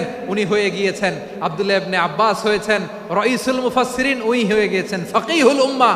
ওনার চাইতে বড় ফকিহ এই পৃথিবী আর দেখবে না। চিল্লায় বলেন সুবহানাল্লাহ।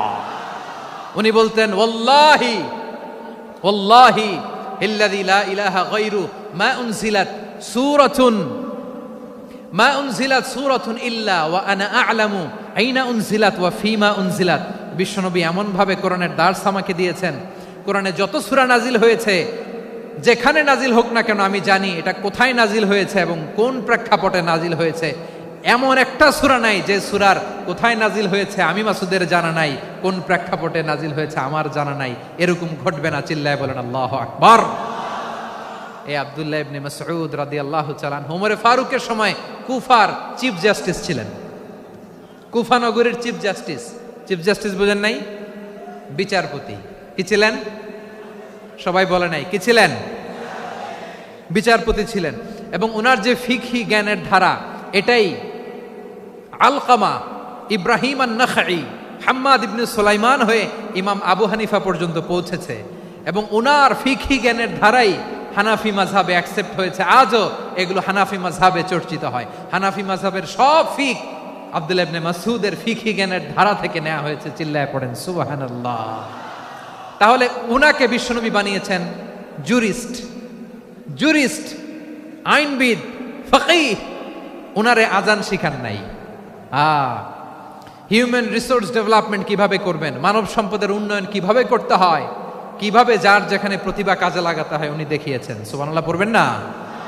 খালিদ বিন ওয়ালিদ নাম শুনছেন? কে কে শোনেন নাই হাত তোলেন। কি ছিলেন? বীর যোদ্ধা ছিলেন খালিদ বিন ওয়ালিদ। কিন্তু তিনি ইসলাম ধর্ম গ্রহণ করেছেন অনেক দেরিতে, 8ম হিজরিতে। তার মানে 8ম হিজরির আগে উনি মুশরিকদের পক্ষে লড়াই করেছেন। ওনার হাতে কত মুসলিম সাহাবী যে নিহত হয়েছে হিসাব নাই। বিশ্বনবী টার্গেট করে রাখছে, তুমি আমাদের মুসলিমদের এত ক্ষতি করলা, তুমি যখন মুসলমান হবা তোমারে দিয়ে আমি এমন কাম করামু যে এটা আর কেউ করতে পারবে না। সুবহানাল্লাহ নাই? যশোর ক্লান্ত হয়ে গেছে।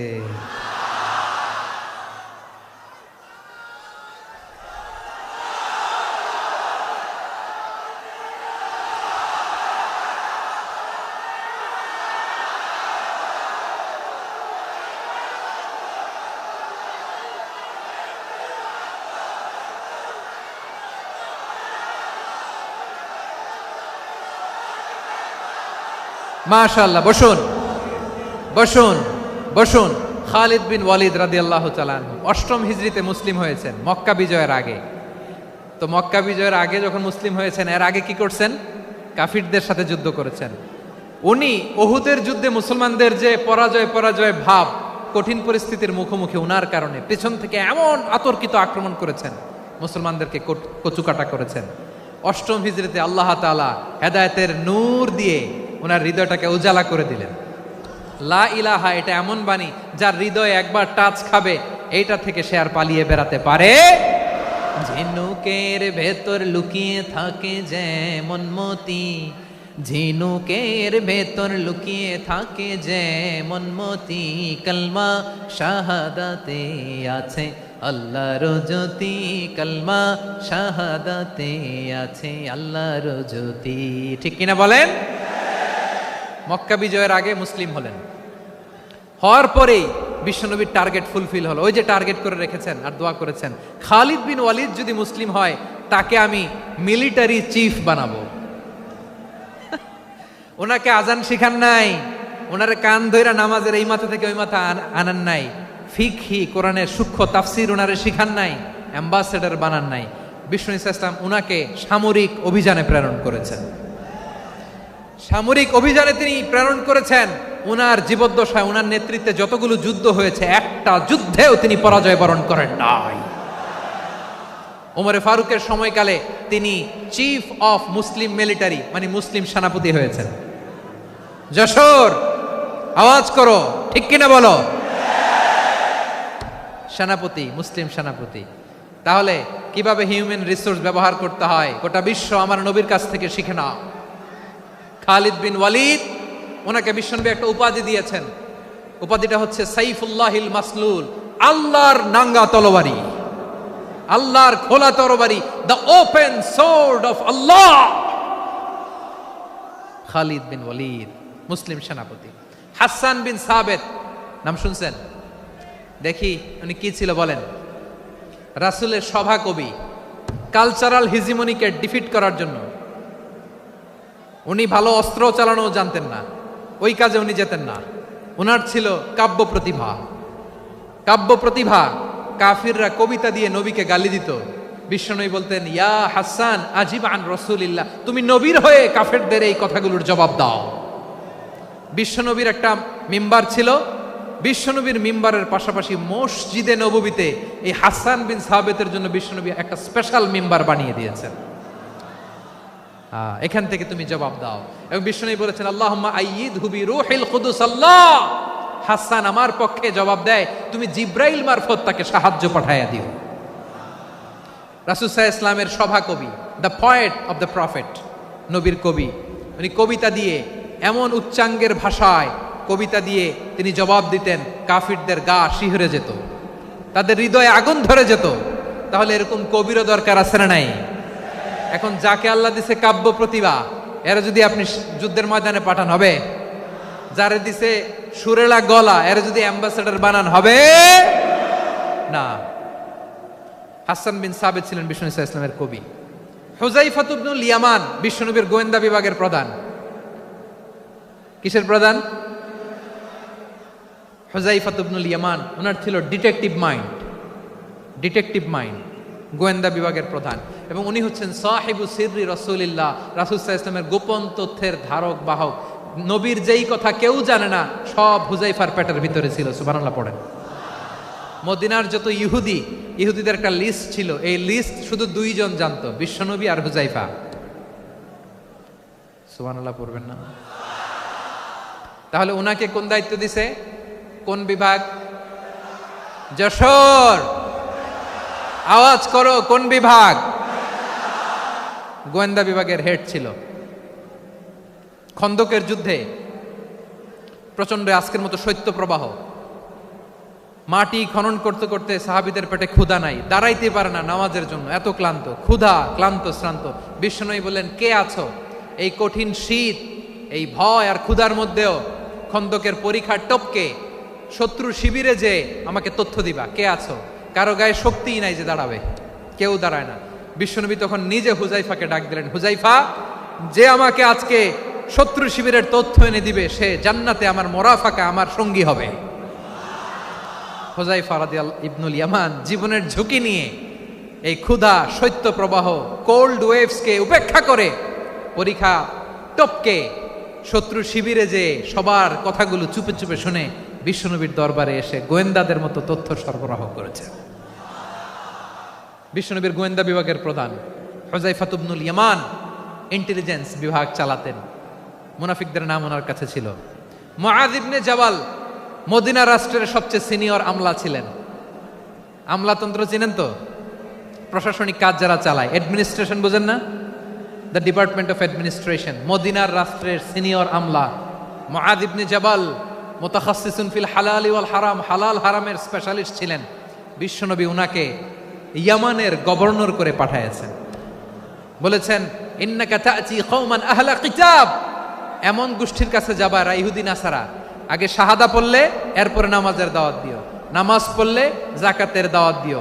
গভর্নরের অ্যাটিটিউড যেমন থাকে তেমন অ্যাটিটিউড ধরে রেখো। সুবহানাল্লাহ পড়েন।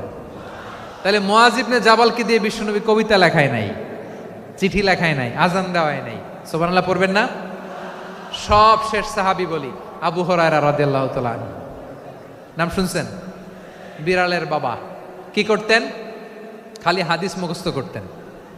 উনি বলতেন আলজামু রাসূলুল্লাহ আলা মিল ইবাতনি, আমার শুধু পেটের ক্ষুধার বন্দোবস্ত হইলে আমি নবীর সঙ্গ ছাড়তাম না। আমার আনসার সাহাবারা ক্ষেত খামারের কাজ করত, আমার মুহাজির সাহাবারা ব্যবসা করত, আর আমি নবীর সাথে সাথে থাকতাম। শুধু সকাল বিকাল দুই বেলা যদি আমার খাবারের বন্দোবস্ত হয়, আমি আর নবীর লক ছাড়ি না। সুবহানাল্লাহ কইবেন না? 5374টা হাদিস তিনি বর্ণনা করেছেন। সবচেয়ে বেশি হাদিস বর্ণনাকারী সাহাবী। হাদিস প্রিজার্ভেশনের কাজে বিশ্বনবী ওনাকে কাজে লাগিয়েছেন।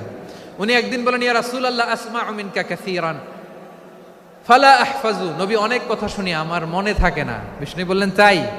উবসুত রিদাক, তোমার চাদরটা বিছাও। আবু হুরায়রা বিছালেন, বিশ্বনবী হাত বুলায় দিলেন, এরপরে অনেক হাদিস বর্ণনা করলেন। আবু হুরায়রা বলে তারপর থেকে বিশ্বনবী যাই বর্ণনা করে আমি শুনি আর একটাও বলি না। এখন সুবহানাল্লাহ। বিশ্বনবী ওনাকে হাদিস প্রিজার্ভেশন, নবীর এই যে লক্ষ্য হাদিস প্রিজার্ভেশনের এই দায়িত্ব দিয়েছেন সাইয়েদনা আবু হুরায়রা রাদিয়াল্লাহু তাআলা আনহুকে। প্রিয় ভাইরা, তাহলে 10 জন সাহাবীর কথা যে বললাম, আপনারা কি খেয়াল করেছেন কত বড় ট্যালেন্ট হান্টার, চৌকস ট্যালেন্ট হান্টার ছিল আমার নবী। এক একজনের এক এক ট্যালেন্ট এক এক কাজে অ্যাসাইন করেছেন, এক একজনকে এক এক দায়িত্ব দিয়েছেন, এক একজনের প্রতিভাকে এক একভাবে বিকশিত হওয়ার সুযোগ দিয়েছেন। আওয়াজ করে বলেন ঠিক কি না? এখন আমার পর্দার আড়ালে আমার মায়েরা বলবে, এতগুলো পুরুষ সাহাবীর কথা বললো, নারী সাহাবীরা কি কিছু করে নাই? হ্যাঁ, একজন নারী সাহাবীর কথা বলে মোনাজাত হবে, দোয়া ছাড়া কেউ যাব না।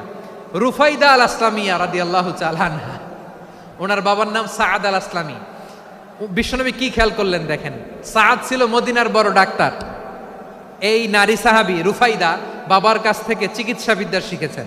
যখন শিখছে, বিশ্বনবী দেখলেন আমার তো প্রতি সপ্তাহে সপ্তাহে যুদ্ধে আহত সাহাবীদের সেবা দিবে কে? বিশ্বনবী রুফাইদাকে বললেন, রুফাইদা তুমি মসজিদে নববীর পাশে একটা মেডিকেল ক্যাম্প করো। এই যে সাকিনা আদ্দিন মেডিকেলের আমার ছাত্রী বন্ধুরা শুনে রাখো, তোমাদের আইকন হচ্ছে এই রুফাইদা আল আসলামিয়া। বিশ্বনবীর ডিরেকশন অনুযায়ী তিনি মসজিদে নববীর পাশে একটা মেডিকেল ক্যাম্প করলেন এবং আহত সাহাবাদের চিকিৎসা উনি ওনার টিম নিয়ে দিতেন। বিশ্বনবীর পরামর্শে উনি আনসারি এবং মুহাজির মহিলা সাহাবীদেরকে নিয়ে একটা স্পেশাল মেডিকেল টিম গঠন করলেন। খায়বার যুদ্ধে 7ম হিজরিতে যখন বিশ্বনবী যায়, উনি ওনার টিম নিয়ে আসলেন, বললেন ইয়া রাসূলুল্লাহ, আমরা তো তলোয়ার চালাতে পারি না, আমরা তো তীর মারতে পারি না, আপনি যদি অনুমতি দেন খায়বার অভিযানে আমি আমার টিম নিয়ে মেডিকেল টিমের সেবাটা সার্ভিসটা দিতে চাই। পড়েন সুবহানাল্লাহ। বিশ্বনবী অনুমতি দিলেন, যোদ্ধা সাহাবীদের সাথে রুফাইদা আল আসলামিয়া উনিও মেডিকেল টিম নিয়ে অগ্রসর হলেন। খায়বারের প্রতিটা আহত ইনজুর্ড সাহাবী যারা ইনজুরির শিকার হয়েছেন সবাই রুফাইদা আল আসলামিয়ার এই মেডিকেল ক্যাম্প থেকে চিকিৎসা সহায়তা পেয়েছেন। সুবহানাল্লাহ পড়েন। দেখেন কিভাবে বিশ্বনবী ট্যালেন্ট বাছাই করতেন। আপনি অবাক হবেন, বাহরাইনের মেডিকেল ইউনিভার্সিটিতে রুফাইদা আল আসলামিয়া মেডিকেল প্রাইজ অ্যাওয়ার্ড প্রতি বছর দেয়া হয়। যদি 8 দিনের এই মেডিকেল আমার বোনেরা যদি জেনে থাকো জানো, না হলে নতুন করে জানো, সার্চ দিও রুফাইদা আল আসলামিয়া মেডিকেল অ্যাওয়ার্ড বাহরাইনের ইউনিভার্সিটিতে দেয়া হয়। প্রিয় ভাইয়েরা, তাহলে আলোচনার সামারি আমরা করি। বিশ্বনবী যার যেখানে ট্যালেন্ট তাকে ওইখানে কাজে লাগাতেন। আওয়াজ করে বলেন ঠিক কিনা? এবার একটা ইন্টারভিউ হবে, আওয়াজ করে বলেন আবু মাহজুরাকে বিশ্বনবী কি বানাইছেন? হ্যাঁ, ভুলে গেছেন? সামনের চুলে হাত দিয়ে বিশ্বনবী কি সুন্দর গলায় আজান শিখালেন। মুয়াজ্জিন যায়েদ বিন সাবিতকে একাডেমিক প্রজেক্টের দায়িত্ব দিয়েছেন, তিনি ছিলেন বিশ্বনবীর দোভাষী ব্যক্তিগত সচিব। Musab ibn Umair the first ambassador of Islam, Abdullah ibn Abbas উম্মার বড় শিক্ষাবিদ মুফাসসির, আব্দুল্লাহ ইবনে মাসউদ ছিলেন জুরিস্ট। কি ছিলেন? জুরিস্ট ছিলেন, এই উম্মার সবচেয়ে বড় জুরিস্ট। খালিদ বিন ওয়ালিদ সেনাপ্রধান। হাসান বিন সাবিত ছিলেন বিশ্বনবীর সভাকবি। কি ছিলেন? বিশ্বনবীর সভাকবি ছিলেন। এরপরে হুযায়ফা ইবনুল ইয়ামান কি ছিলেন? গোয়েন্দা বিভাগের প্রধান। মুআয ইবনে জাবাল কি ছিলেন? সিনিয়র আমলা। ইয়ামানের গভর্নর। আবু হুরায়রা রাদিয়াল্লাহু তাআলা আনহু হাদিস প্রিজার্ভেশনের কাজ করেছেন। আর আমাদের রুফাইদা আল আসলামিয়া রাদিয়াল্লাহু তাআলা আনহা কি ছিলেন?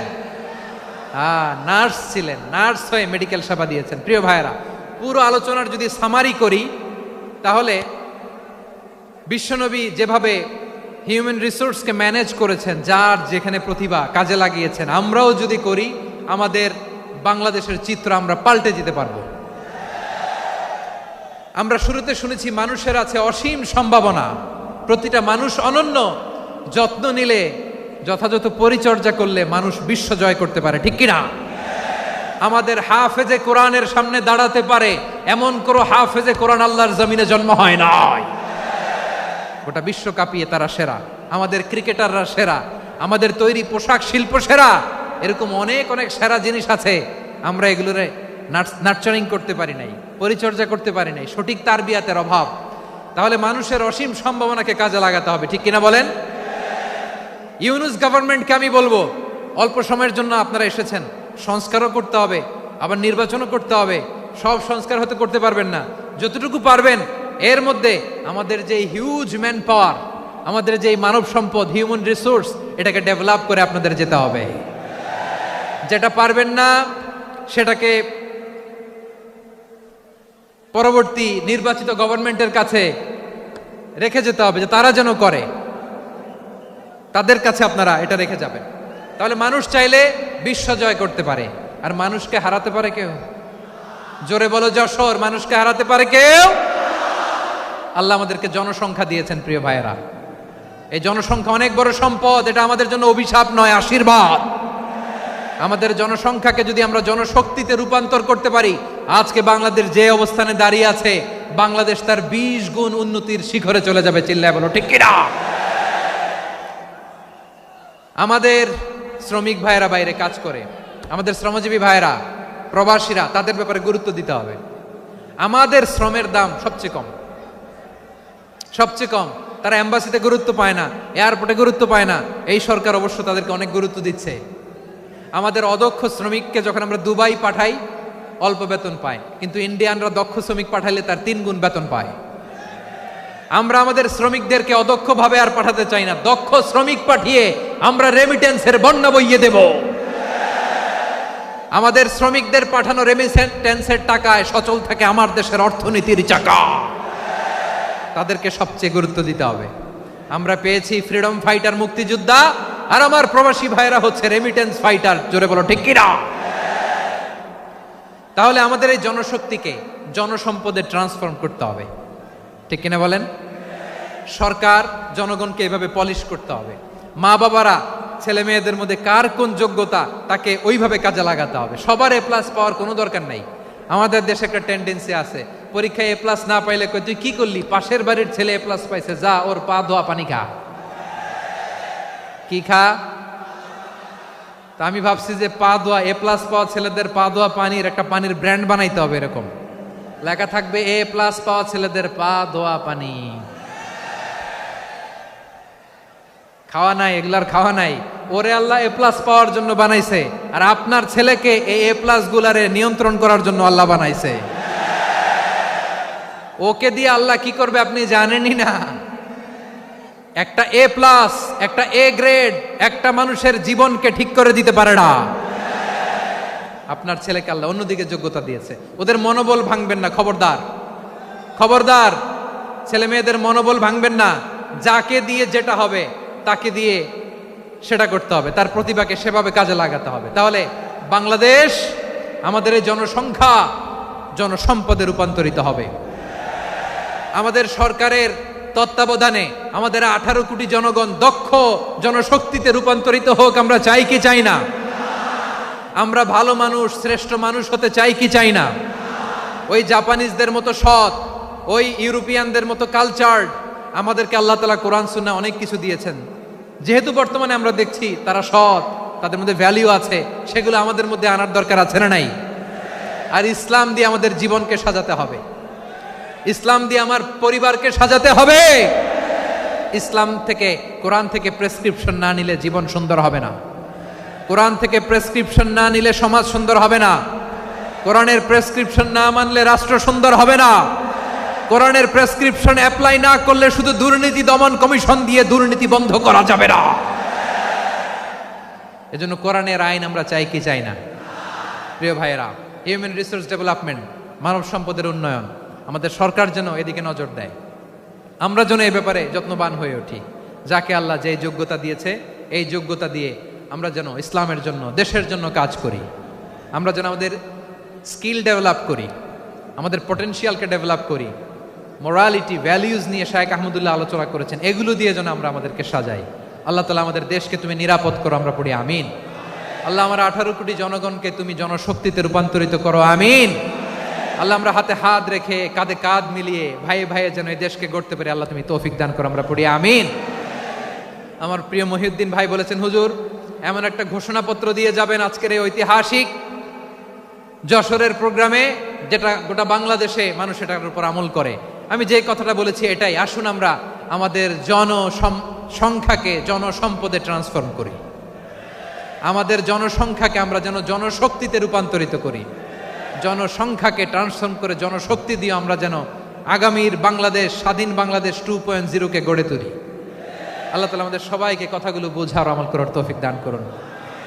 এই জেনজি, ক্ষমা করে দিও আমাকে, অনেক ধমক দিছি, বকা দিছি। আল্লাহ তোমাদেরকে করুক, কবুল করুক, যশোরবাসীকে কবুল করুক, দিনকে কবুল করুক, এই মেডিকেল কলেজকে কবুল করুক, ইসলামের জন্য বাঁধ ভাঙা এই জোয়ার এবং উচ্ছ্বাসকে আল্লাহ তাআলা কবুল করুক।